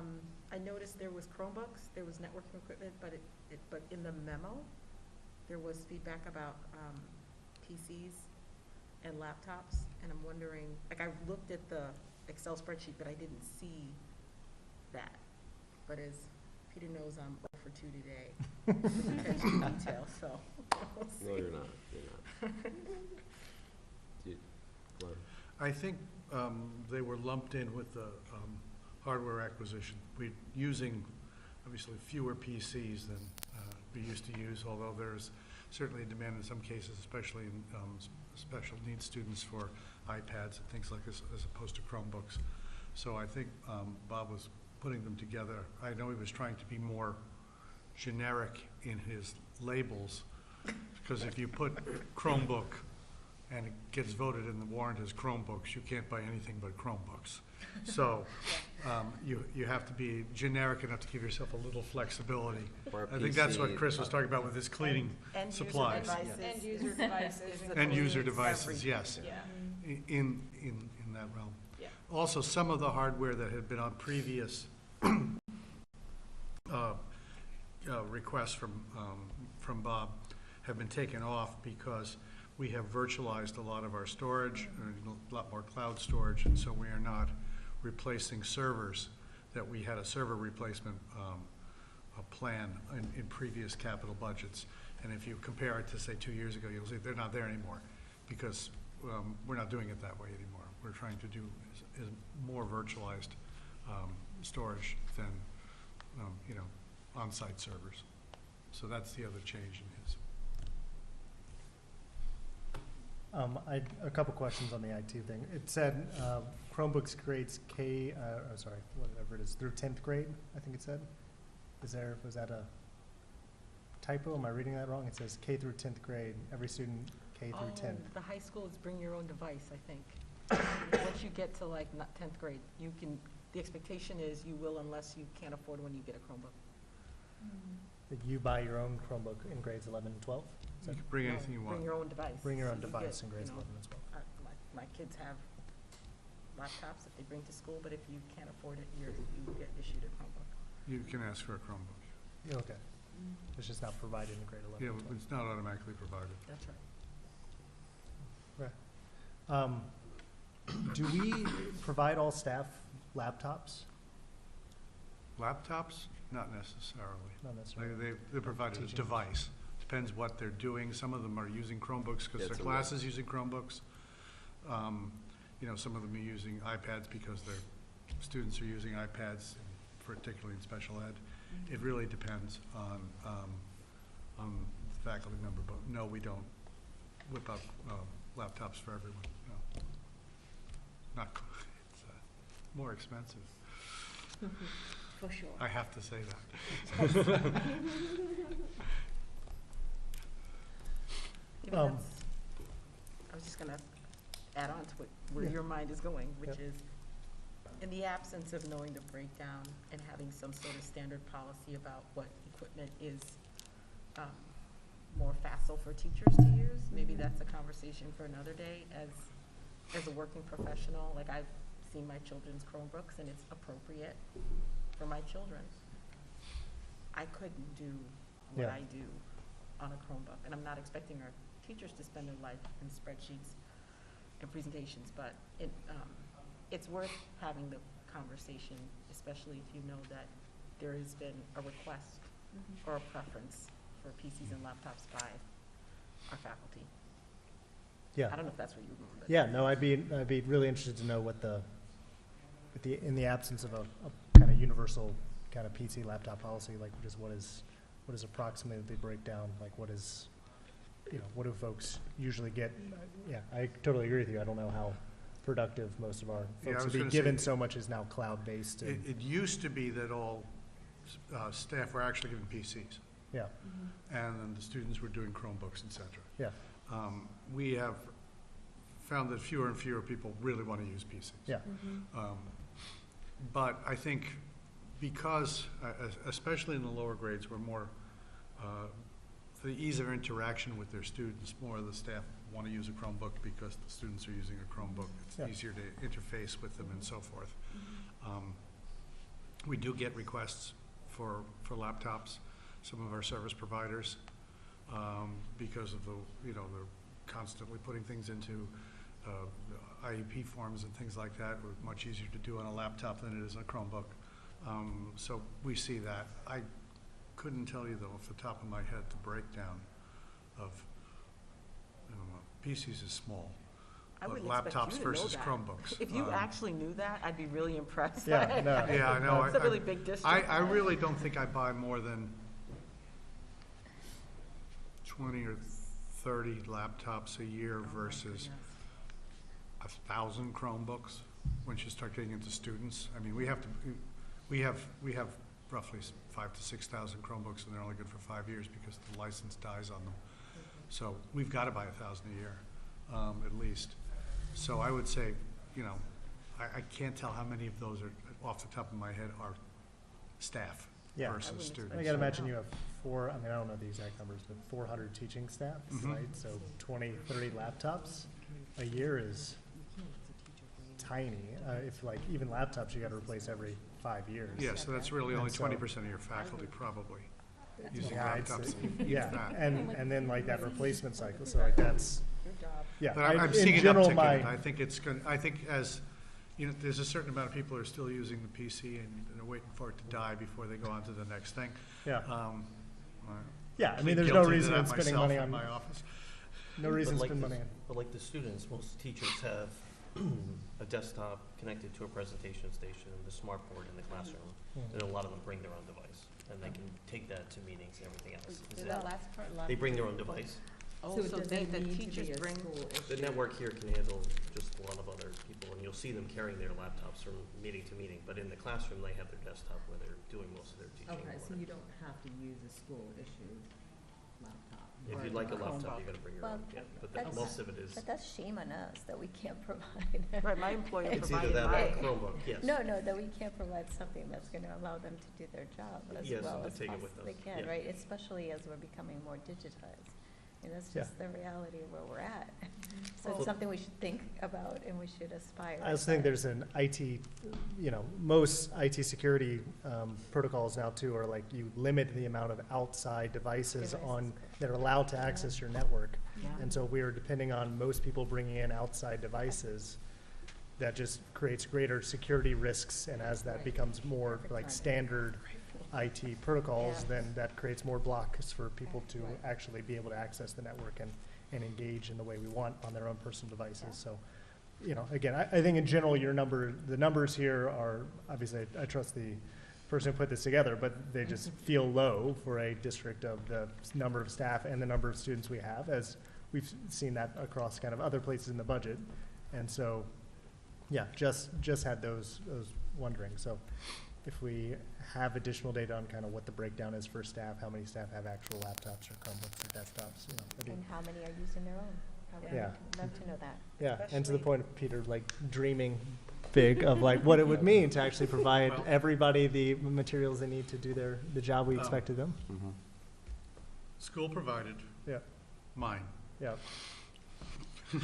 We all have our preferences. But Yeah. I also So again this, think it's worth having the conversation as we are going into, we're gonna talk about soon, the budget process and the compressed timeline. You know, when we were having our first finance committee meeting in September, we said we would present to the town what we believed it would take to implement the plans and complete the vision that we have. And productivity devices would be part of that.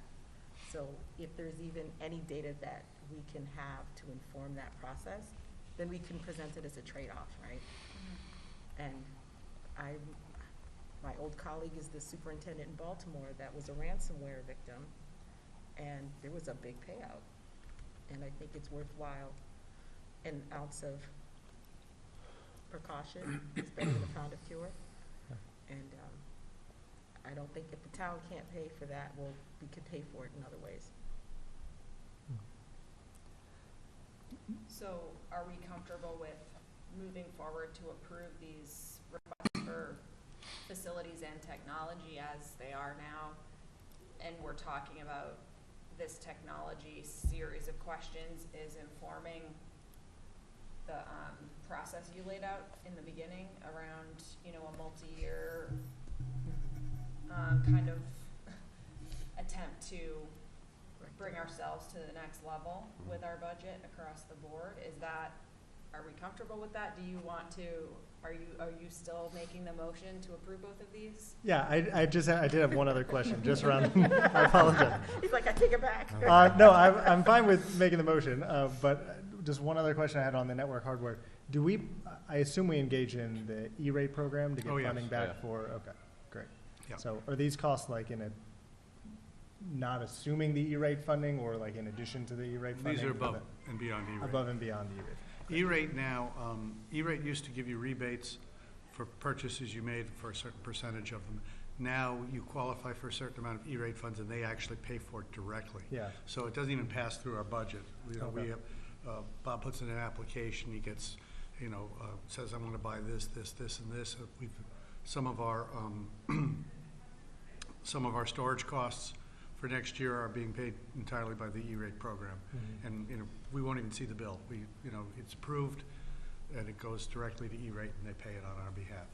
So, it's a great program and we've taken advantage. It's much easier to use now that it's Yeah. direct pay. We used to have to pay it ourselves, and collect the money back from E-rate and use it on, Year later, yeah. we had a revolving fund for E-rate money and that sort of stuff. It's much easier now to just send to place the orders through E-rate and get it done. So we've gotten some more machines this year, also through E-rate. I know some of the storage costs have been done through E-rate. Mhm. How about bandwidth? What? Bandwidth? Yep, that was paid for by E-rate too. Yeah, that's So excellent. to Dr. Carroll's point, and a bunch of other points, would it be better to separate the facilities from the hardware and give you another opportunity to identify, I don't know if you know it's gonna take a year to figure this out, don't do this. But if we can start to better understand what would it look like to make sure that our folks have devices, and similar to your multi-year plan for facilities, like you have a rolling schedule of upgrades, it is a rolling schedule that over time, we can get people on more efficient devices. And instead of just approving this and saying, oh, well, just we'll figure it out next time. Well, we are using some of our last ESSER funds this year also to buy some equipment. So with this, Bob would have some flexibility. This is above and beyond ESSER funds. So we are using some of the ESSER funds this year for more equipment purchase. I can ask him, I think we can analyze the network logons to see how many personal devices are on versus versus the Chromebooks versus, so I mean, I think a lot of the I think people we that can- are bringing their own devices are Mac users. Yeah. And so we're not gonna we're not gonna start two separate systems, Yeah, right? certainly. I mean, in conversations I've had with many tech directors over the years, there are different philosophies around laptop, Chromebook, and they get very deep and esoteric. I haven't heard from, and Glenn may have more information than I do, but it sounded like Bob felt confident with kind of where we were, and I haven't heard anything from staff in my. I have. Okay, maybe you have. I haven't. It's not a survey, but I've heard Yeah, people yeah, complain yeah. about, I have a Chromebook, or I don't have a laptop because the last person didn't return their laptop. Those conversations. Yeah. Well, we do have, there's some isolated cases like that, but in terms systemically, I mean, some people have a preference to, I've talked to people who want a Chromebook and people who absolutely don't want a Chromebook and want a laptop. So I think there are preferences for sure, yeah. Yeah, I think what I heard Bev saying is just like, is there time and opportunity to, similar to what we did with the Facility Advisory Committee, like pause to give you a little bit of additional time before we kind of vote on this, finalize this, to say like, you know, is this just what he's asking for because this is all he's gotten historically, or like this is just kind of pushing that forward? Or again, are we making the request of something that like actually brings us to the step beyond? And again, maybe we don't get the funding for it, and maybe we come back and like this is the level service budget that we end up getting approved for. But, you know, similar to the ask of the Kalikot build out, there's zero chance of getting it unless you ask for it. And so, but if what I'm hearing from you is like, this is not a pain point, this is not the place we actually want to push as a district, and like the Cunningham is the more of a place we want to push, and let's pick and choose our battles, then I can hear that as well. Well, I mean, we haven't yet looked at our staffing requests. Yeah.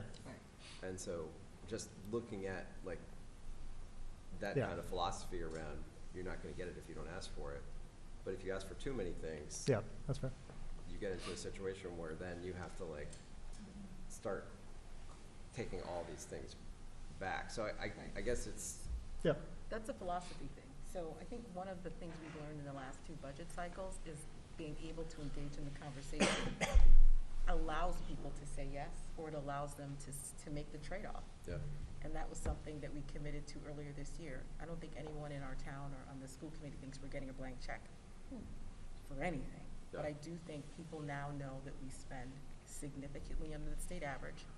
We don't even need the state average to do better, even with staffing requests. Yeah. But I do think if, to your point, if this is not the tree you want to go up, we don't have to go up. But I do think if we don't give people the information, then we can't even have the discussion.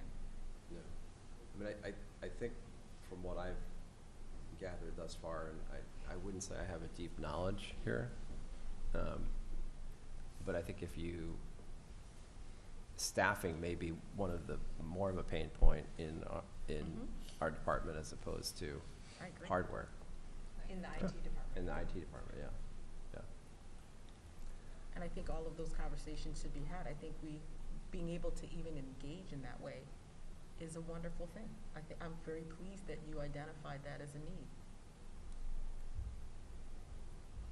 Yeah.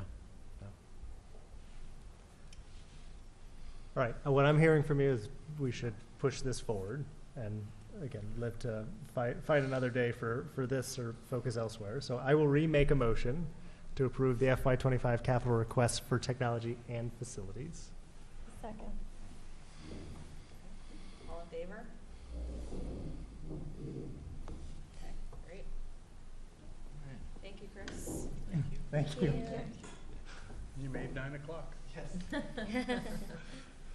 Okay, so did we want to stick with facilities to just complete this conversation? Or take a break from that? I'm happy to give a facility advisory committee update. Sure. So we met a few hours ago and talked about the capital budget, and as I shared, took a vote after a kind of discussion of the changes, and it was a unanimous kind of recommendation to support it, so that was great. Excited for all the work the committee did to kind of help make that happen, so really hats off to them. Beyond that, we looked at the enrollment data as it related to kind of the impact on facilities, as Peter shared earlier, and so, you know, had some of those questions and discussions that we kind of had here as well to get an understanding of kind of the continued impact of enrollment on spaces for the current year and future years. I shared an update on some investigatory work that we did around MATV, who obviously provide us this great space here, and some that was related to just some questions of services that are currently housed within schools that, you know, aren't necessarily like the operations of the school. So MATV being one of those. Central office was another one that has been discussed in the past, of just like things that maybe could they be moved out. So MATV was nice enough to host me and talk to them in their space over at Pierce. which is a great little space. They keep it very organized. That was incredibly. I've been in a lot of IT spaces. I know MATV is not quite IT, but they're usually very disorganized. So I was impressed. Anyways, talked about them, and they're are structural roadblocks to any ability to kind of move them out necessarily to an alternate place that would still work for them and the needs of their organization or to support the town. It's not an absolute probably zero because there's some work happening right now with the fiber system kind of town-wide, but it would just require a lot of kind of cross-coordination between the school and the town and, a big impact to obviously MATV to move them out of that space. And overall, I think 400 square feet, although when I was in there, I think I overstated what maybe it is, but Chris brought me down to earth and said, no, it's about 400 square feet. So it is a space that I'm sure could be valuable in the short term, but it's not a tremendous amount of space. It certainly doesn't solve all of their problems. And again, in the long term, if we pull and make Pierce 2 schools by making Pierce 2 grades by creating an upper middle school, then the space impacts on Pierce long term should be minimal. So anyways, that was another just avenue we were looking at as we're continuing to look at kind of short-term space needs. And I think that was it. Anything else? No, we're just really been trying to I think having the facilities subcommittee, we've been really trying to revisit some of the things that we've looked at in the past and how to, and having a fresh perspective, having new members on the committee has been really helpful just to kind of, and doing the site surveys and all of these came out of our visits to all the schools. So we've kind of been, and Mark did a great job last week, meeting with MATV and just collecting this information. And I think it's really helpful to have all this information so we can make informative decisions, right? And it kind of goes back to what you were saying in terms of hey, it's nice to have that information there and really to communicate that out to the community, that, hey, we're looking at all of these things. It's not just hey, this is a nice to have, but we've explored all of our options and we're making these requests based on that. So, so that's what we've been kind of doing on that committee, and, it's been great that everyone's been so supportive, so. Thank you for just thinking outside the box and, bringing that energy to really bring us to this point of having some exciting, real tangible changes to look forward to. I know it's been a lot of work. You all have been meeting a lot, and thanks for that.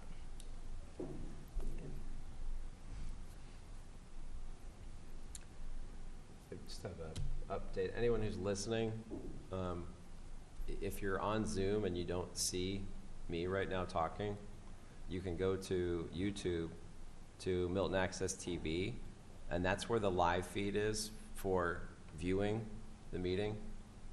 The Zoom feed is for citizen speak and if there's a presentation for the slides. Just wanted to clarify that in case when I went in there were 4 attendees. I wanted to make sure they knew they could get onto YouTube. Thank you for that. Yep.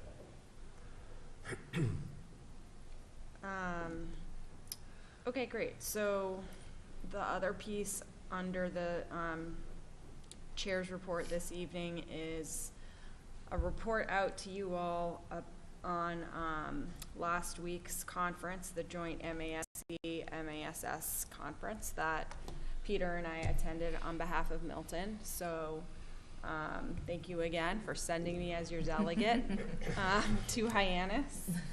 I brought you some souvenirs. I only have enough for my fellow school committee members, so sorry about that, but these are, this is a simplified chart of parliamentary motions. I already have one. Oh, my goodness, it was so thoughtful of you. Peter can have it. Here's, Were you there? No, they gave it to me at the training. oh, okay, well then they probably already gave you all of this, but if you need another pen, Ours was over Zoom, so there was Give it no. to- I'm bringing No, you I'll give it to pens. Dart. And then, did they give you one of these, Mark, at your training? No. Mark? Oh, I'm sorry. No, I don't have a pen. Okay. He wants a pen. He definitely wants it. Well, these are lapel pins that we're all supposed to wear from now on. It's required in We'll every be meeting. wearing these with our t-shirts when we get those. So, yes, I was thinking of you all in the exhibit hall with the swag tables. As far as what I actually took away of substance from the conference, I'm gonna just give you a quick update. So,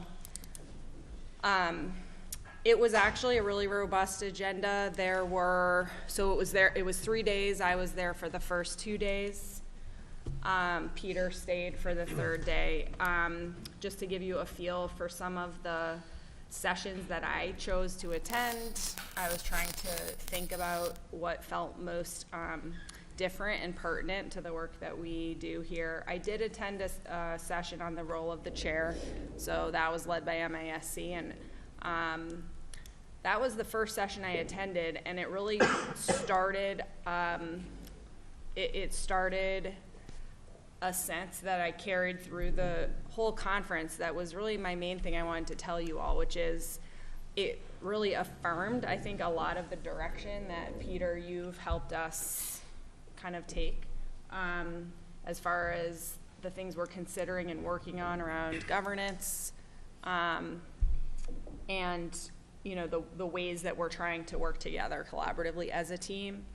I encountered, including in this role of the chair session, so many colleagues from districts around the Commonwealth that are, I think, like, not in as good a place as we are, as far as their ability to work together as a school committee with the administration of their district. So I just felt really, like, positive about what we're doing here. And at the same time, I did get some practical information like this, which, yeah, I didn't have that before. We both attended a session called Getting the Message Right in a Crisis, which was a really helpful communications session led by professionals, but also superintendents and school committee members who reflected on examples of crises they've handled, kind of what they learned through those experiences. I was able to kind of jot down a lot of practical ideas for, how to be proactive, but also how to respond. I attended a session called Communities Divided. We were also both in that one about how to navigate polarizing issues. And that was another helpful session to think about how we focus on, being able to bring our community together and bring people along with the work that's happening in the district. So that was, I found to be really helpful. In all of these sessions, of course, there are fellow school committee members and superintendents mixed together who were, like, asking questions and sharing examples from their own districts. And a lot of them were really different from Milton's context, but some of them were kind of similar, and it was interesting to just see how other folks have handled different things. I was able to attend a session that really showcased the system approach to supporting equity in Chelsea Public Schools. That was interesting to me, of course, because it was cross-functional. It was bringing together school committee members, bless you, administration, student leaders, educators, community members who just kind of discussed the ways that they are all working towards their goals around equity in the district. It was definitely very inspiring. And then finally, a session on legal issues, which was important because that was run by some lawyers who really briefed us on recent court cases in Massachusetts and the implications for districts with regard to policy and law. So that was all very interesting. I attended last part I'll tell you about, see if Peter has stuff to add, and then take any questions you have. But I did, as your delegate, attend the delegate assembly. It was like about 4 or 5 hours long. There was a lot of business about, electing the next year's officers for MASC and so on. What you sent me there to do was to vote on the various resolutions that we had been through together. So I can just update you. The METCO, the resolution 1, which was regarding advocating for full sustained funding of the METCO program, that did pass. So we had supported that, that passed. The resolution 2 on the transportation bidding process also passed. There was no discussion on that. That was like basically unanimous support for that one. The regional transportation resolution was the 3rd one. That had a lot of debate, ended up not passing by a small number. We had voted to support that resolution. I wanted to tell you that actually through the discussion, I sort of realized like some different perspectives on that were different. Really, we hadn't thought through here.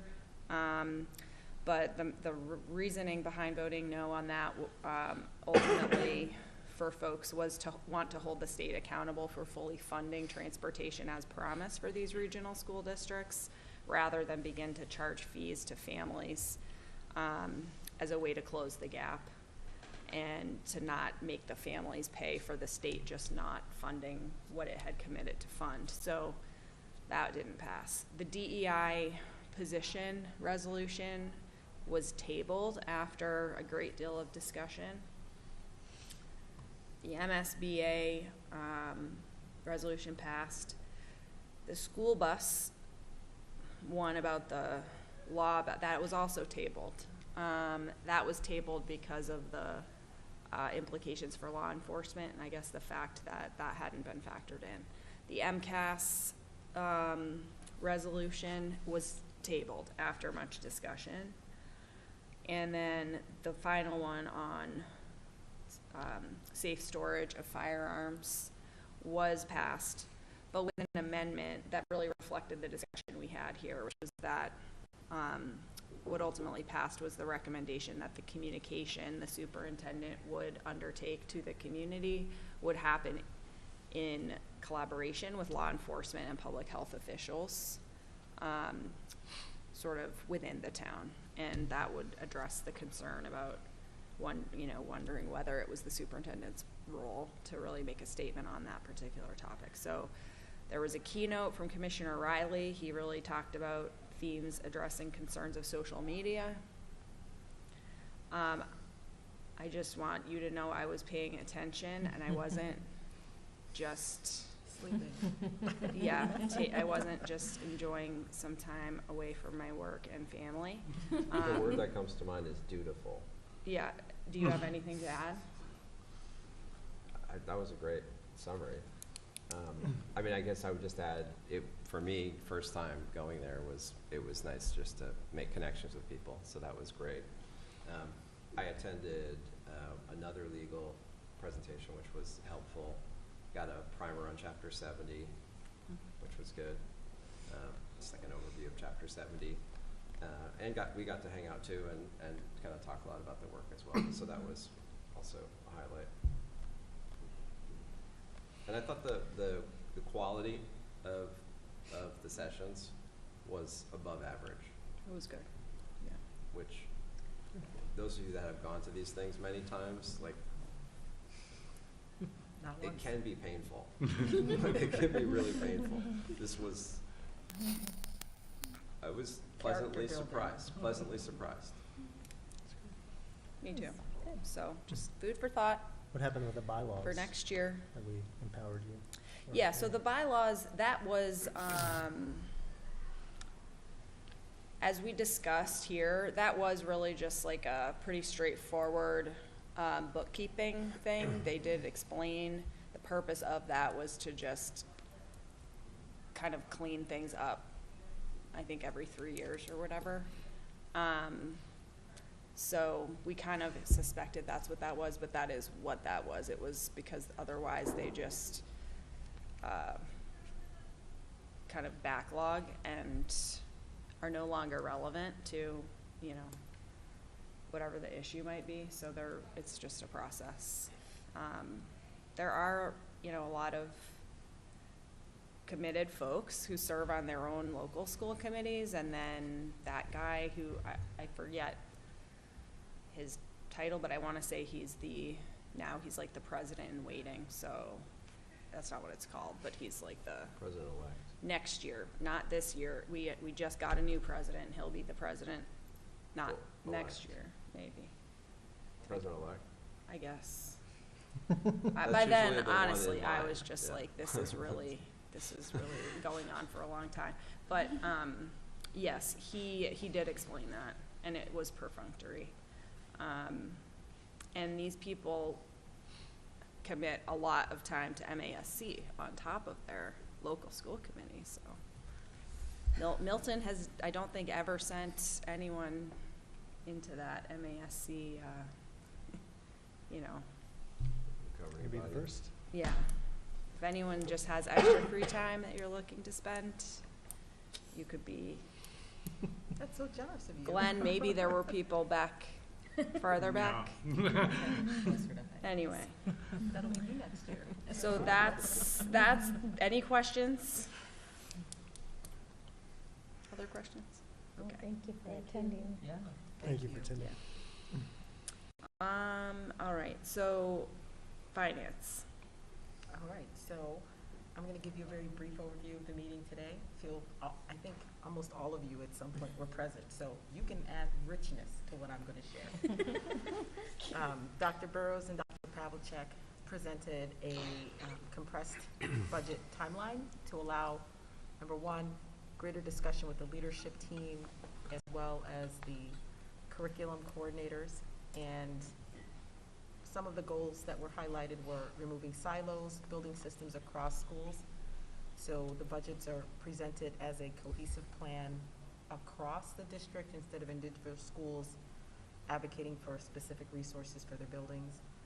And there was a discussion around priorities and alignment. So ultimately what the school committee will see would have been a pre-vetted proposal that has been prioritized. And we did ask as a school committee if we need to add some dates on there so we can have, or engage in more dialogue around the proposal that we could. Then we had a brief discussion, just closing out the Q4 report. At the previous meeting in October, there were a few questions that were asked about the report, and then we just had a discussion about revolving accounts. We also went through the Q1 report and very brief Q&A based on the summary document that Dr. Pavlicek shared. And we also voted on the substitute staff rate, which I think we do have to vote on here. It was voted on during the meeting itself. And we had some good dialogue about whether or not the rates were competitive in the region, to which the response was yes, so we're keeping pace, but we're not, we're not racing to the top in terms of compensating substitutes greater than our competing districts, but we shouldn't have to lose folks that are within our neighborhood essentially, because the rates are different. And that's it. Anyone want to add anything? We'll have to put that vote on the next Yes, that's meeting. right. Yeah. It's not listed Yeah. here. Yeah. And I Yeah. think that's it. Okay, great. Are we You did the Q1 report. yeah, do we have to do anything with that? No. It's just for our information. We Okay. did ask this, we asked Glenn at the end of last fiscal year to start providing quarterly reports. And he's Right. done it for the last 2 quarters. Thank you. Okay. Thank you. Okay, so policy? Okay, so this is gonna be super brief because we spent the majority of our meeting trying to figure out a process on how we kind of tackle our policies. We currently have a lot, some of them are outdated, a lot of them are outdated maybe, and we've been kind of, we don't really have a process on how we've been updating them. We're just kind of picking and choosing, or things that, school committee members might bring to the attention of the committee, and we've been kind of updating it that way. So we wanted to, with Peter's insight, like really create a process that we can kind of move forward with, just like we're doing with the budget and all of those things, like having a process in place. So as committee members come in and out of the committees, the process has been established, and figure out like this is how we're going to tackle addressing, updating these policies, or adopting new ones, or rewriting ones that need to. So we decided that we would tackle the low-hanging fruit and kind of just go through the ones that are pretty standard or are no longer relevant. So both Peter and Glenn are going to put a lot of work into that for our next meeting, and kind of Glenn looks excited. and then just kind of, get those out of the way and really just kind of go through across the board, and then focus on the ones that really need to be focused on or rewritten, and spend the time there. So, do you want to add anything? Yeah, I mean, maybe just that part of the review of all the policies is first trying to determine what's required, what has kind of a legal backing that maybe it's not required but good to have. And we have a lot of policies that have, there might not be an MASC example at all. So these are policies that were created by a past school committee, may have been relevant at the time, still could be relevant now, may not be. We have found some outdated policies that we want to exercise, sooner rather than later, just because they don't align with either current practice or, they're potentially a liability if, they don't align with kind of how we currently operate. So we'll be kind of going through those and making sure that we've kind of determined, I think one part of this is, Lizzie shared kind of how long the process took. Was it last year with Section D that you worked on? So this work takes a long time. We feel like, though, there are a lot of great resources out there. We've made a bunch of calls, and Cody has been really helpful in doing some of this research too. So I want to thank him as well. We don't have to sit with each policy for a meeting when we know MASC holds it, we hold it, it's good to go, we can move on.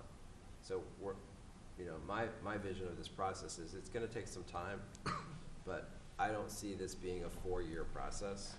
I see us being able to do a lot of really good work on the front end to kind of get to a firm foundation, and then some of the policies may take a little bit of time to go through and debate and talk about. Construction of some policies probably need to happen too. So it's exciting work.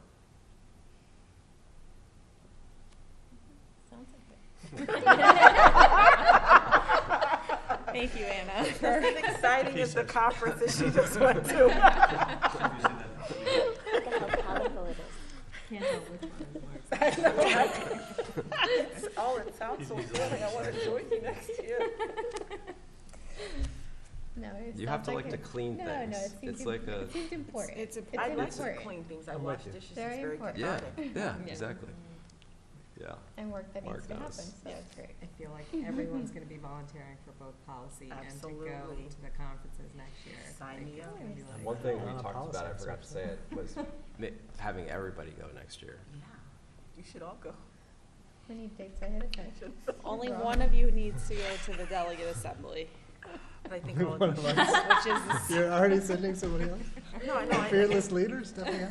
I think Peter made a very good But I suggestion. You all should go. believe school committee alumni Really? are encouraged to attend. No, I think it's a good team bonding experience. It's a good team bonding experience. They give You a get lot to of know each other very free well. tickets for the bar. Do they? There you They go. do have a, that's good. And it doesn't have That to was be left charged out of back your to the report. district. That feels like an important. It's We not. should have led with that. Yeah. It's not an expense, that's right, have fun. I second that. All right. Well, thank you, Anna. Okay, facilities we've already discussed. student representatives. So we met with the student representative from the Milton High School last Tuesday morning. There are one representative from each grade level, so there are 4 of them. And they have 2 advisor teachers, but only one of them were able to be there. I was only able to join on via the Zoom, so the audio wasn't that great. So I can only read the room with that little screen in front of me. But overall, Dr. Burrow bring in a very good point about figuring out what school committees' boundaries are, like what kind of questions that we can discuss about or deal with, and what kind of issues might not even or should not come to us. So the student reps are prepared to discuss the ins and outs of the school committees, and they're also trying to brainstorm the ways that they can, how they can get involved in upcoming meetings and events. So the teachers sent an email to the 4 representatives asking them if they have time can join into our meetings. So maybe the 4 people on Zoom are actually the student reps. So I don't know. They can now see us though, hopefully. So the next meeting that we have on our schedule is in December 19th in the morning. And that one I will be in person, so I will be able to report back afterward. But yeah, so we don't meet that often, but they do meet quite often. They meet once a week or something like that, or once per cycle. So yeah, it was a great discussion, just getting to know each other at that point. Would you like to add something? Sure. I mean, great group of students, and I think they're excited, you know, relative to talking about kind of the role. You know, it sounded to me, based on what we heard from the past, that it has been somewhat inconsistent. So that's kind of the first order of business we talked about, was coming back together and really talking about really understanding the work of the school committee. And then talking about, and I think this is work on the school committee side too, to talk about how to engage the students in a way that's meaningful, and to put student voice at, you know, in the places where it's going to be most impactful. So that was what we talked about. They were excited about that, and I think Val and I are excited to continue the work. It's a great group, Yeah. although only 4. Yeah. Thank you. So maybe we can hear it back, not next meeting, but the meeting after that, kind of in case there's something, a plan for them to participate or something like that. Sounds great. I mean, that's definitely the plan, is to, you know, once they understand. What we didn't want to have happen is just come to the meeting with no clear understanding of how the meetings work, Right. how you can engage. Yeah. And in my experience, just having gone through lots of iterations of this pre-work is really important. Yeah. In a lot of districts, the student reps will come forward and talk about events that are happening at the high school. That's primarily what I've seen, and this is both in Oregon and in Vermont. So I think we can do a lot more,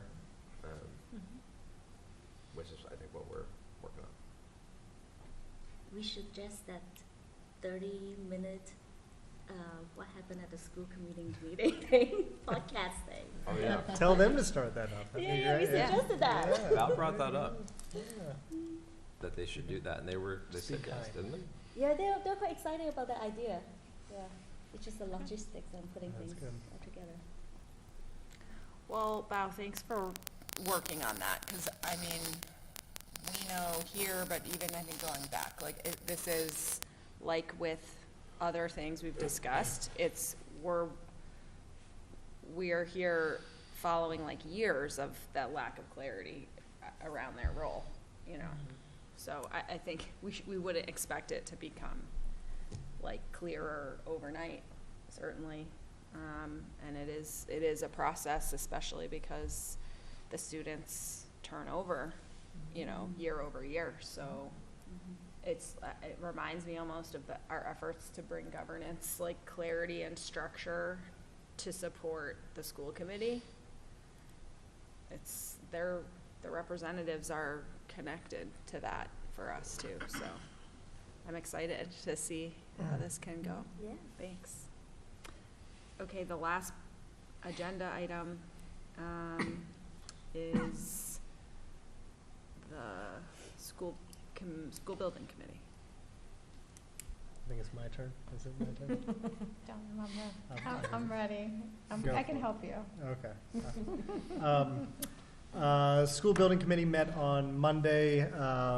Primary order of business was voting to approve or recommend that the select board approve a contract for the new owner project manager, which again, we had selected previously, and we've worked with our town council and Nick Milano have worked with to kind of create a contract. So we had a draft. It was approved by the committee, and I believe select board voted on it last night. Yes. And accepted it. So it's great. That means we have an owner project manager officially on board, and that brings some much needed time and skill set to the school building committee to kind of help really move things along.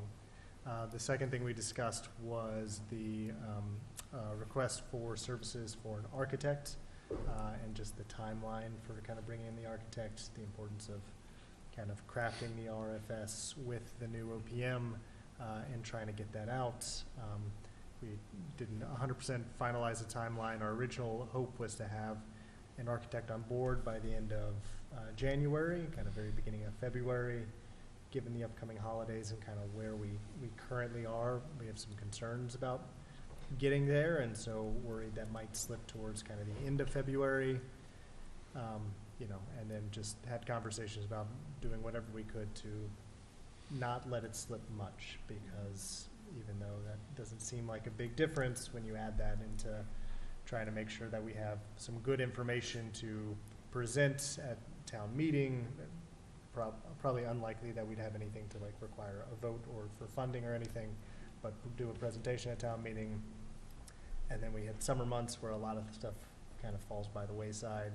And then we, really need to start having a firm plan to do some significant community engagement effort and community relationship building and listening. Then, all that happens pretty quickly.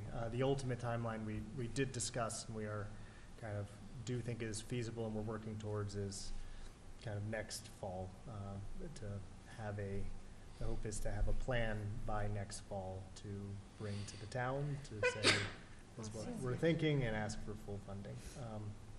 And so that would probably be, again, none of this is set in stone, but again, the initial conversation from the school building committee timeline discussion was at like the November election.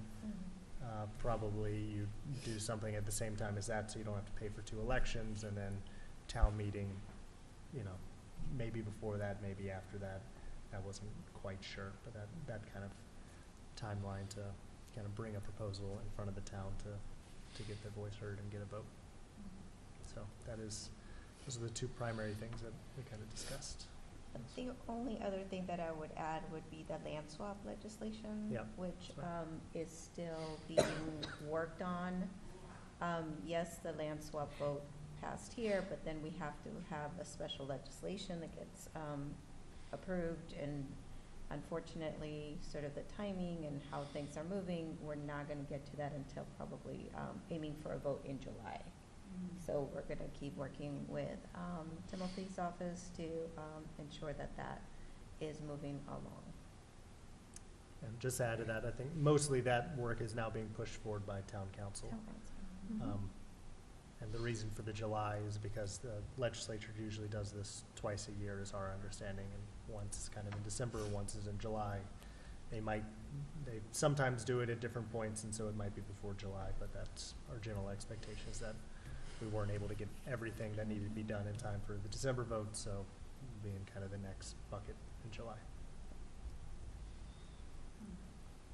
So we still kind of like pushing forward with school building authority as well in terms of funding? Yeah, that's a great question too. So we did talk about that. So we're a little bit still on hold. We have not heard anything. Sean was a little bit wary that we hadn't heard anything, because I think last time we moved slightly more forward. We had done they did like a site visits a few years ago, and thus far, and so we would have expected to hear by middle of November around now about that. That hasn't happened. That might mean nothing. That might mean something. We're not quite sure. Essentially, we're still on the same timeline of the final decision is kind of middle of December after town meeting. So, you know, it's a wait and see. So that's a fantastic point. Of the entire timeline I mentioned is a timeline assuming MSBA rejects us, because if MSBA accepts us and we choose to go forward with MSBA, then we are now on their timeline, and that's a much longer timeline if that's how we move forward. So that's a great question. And then in terms of the architect, like selecting that, like do they kind of propose different plans for the site? Like how do you what's the selection process for that? Yeah, so the selection process is like a qualifications-based selection. So they're not going to have like a finalized design within that. They'll show, again, mostly this is my experience with like doing architect selections. They show kind of a very broad kind of design. It's most likely, I assume, it'll be based upon kind of some of the feasibility designs that have already happened related to school projects. So just do kind of high-level boxes on a page, and then they share kind of their experience and their portfolio of like similar projects they've done, and pictures of that. And so you're selecting them based upon their experience with similar types of program designs and site issues, and how they manage community engagement processes in the past and things like that. One of the big things around the architect is obviously the ability to move forward with an architect is dependent upon the warrant article that's going to be in front of town meeting for additional funding for the school building, which is around $400,000. So if that fails, then we just won't have any money for an architect or enough to do anything with an architect. So that's one. And then the second is, even with that funding, that's not enough to get us to kind of like any very significant designs. It will be kind of initial, what we call feasibility and schematic design, some combination of those two phases. So it should be more robust than what we've seen thus far, obviously, with just the DRA studies, but it won't be a finalized product. It will and be. Would that get us through to like next fall when we go back to? That is the hope. That is the hope. That's going to be part of the RFS process, though, of figuring out like what do we ask the architect to do that we know kind of we hope will fit within this budget, and then see what proposals we get from architects that kind of meet our needs. It is light on funding,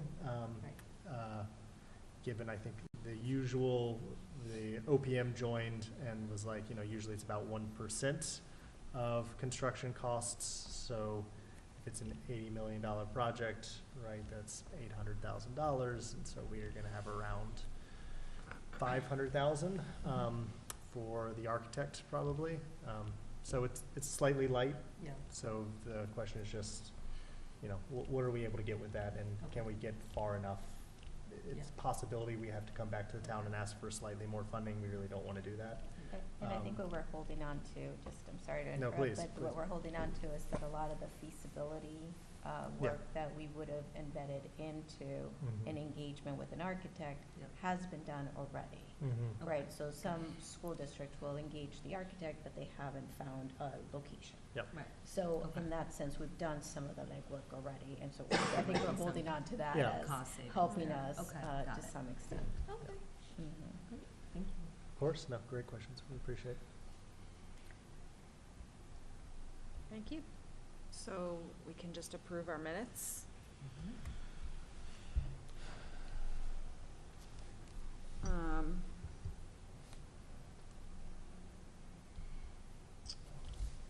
I'll make a motion to approve the minutes of the Milton School Committee meeting of November 1st, 2023. Is there a second? Okay. Did anyone have any changes or edits? Sorry, I'm so sorry. Okay, all in favor?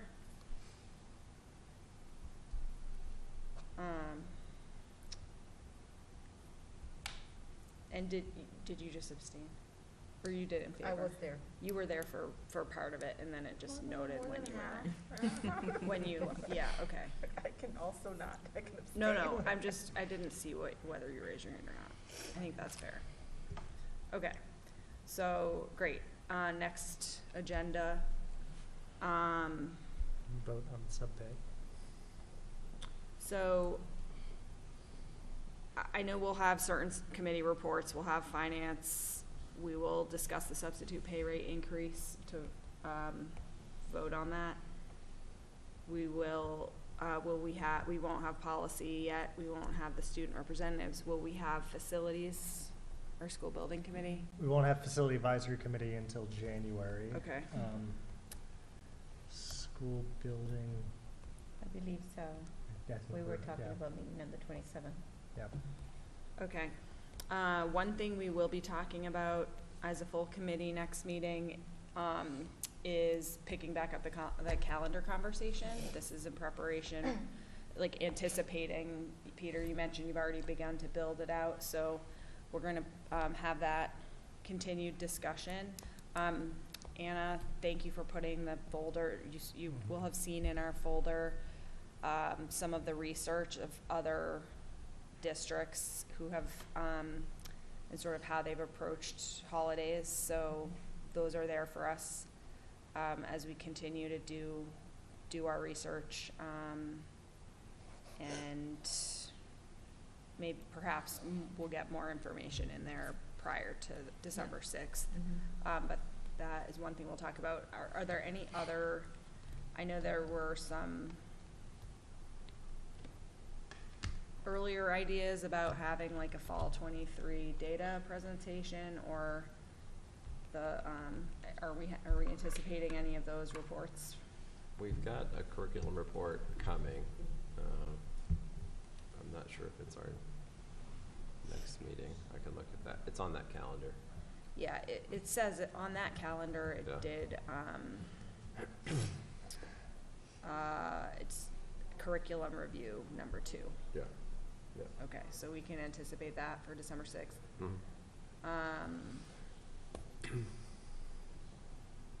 Annual report for review is, what is that refer to?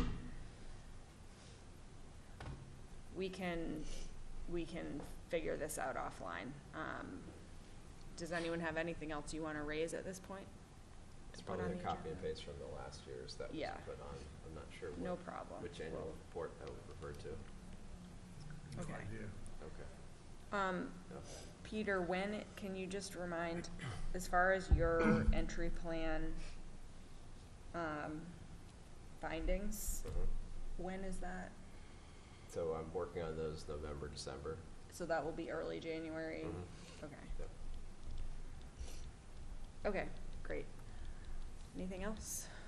Okay, well, is there a motion to adjourn? So moved. Second. All in favor? Okay, thanks, everybody. Happy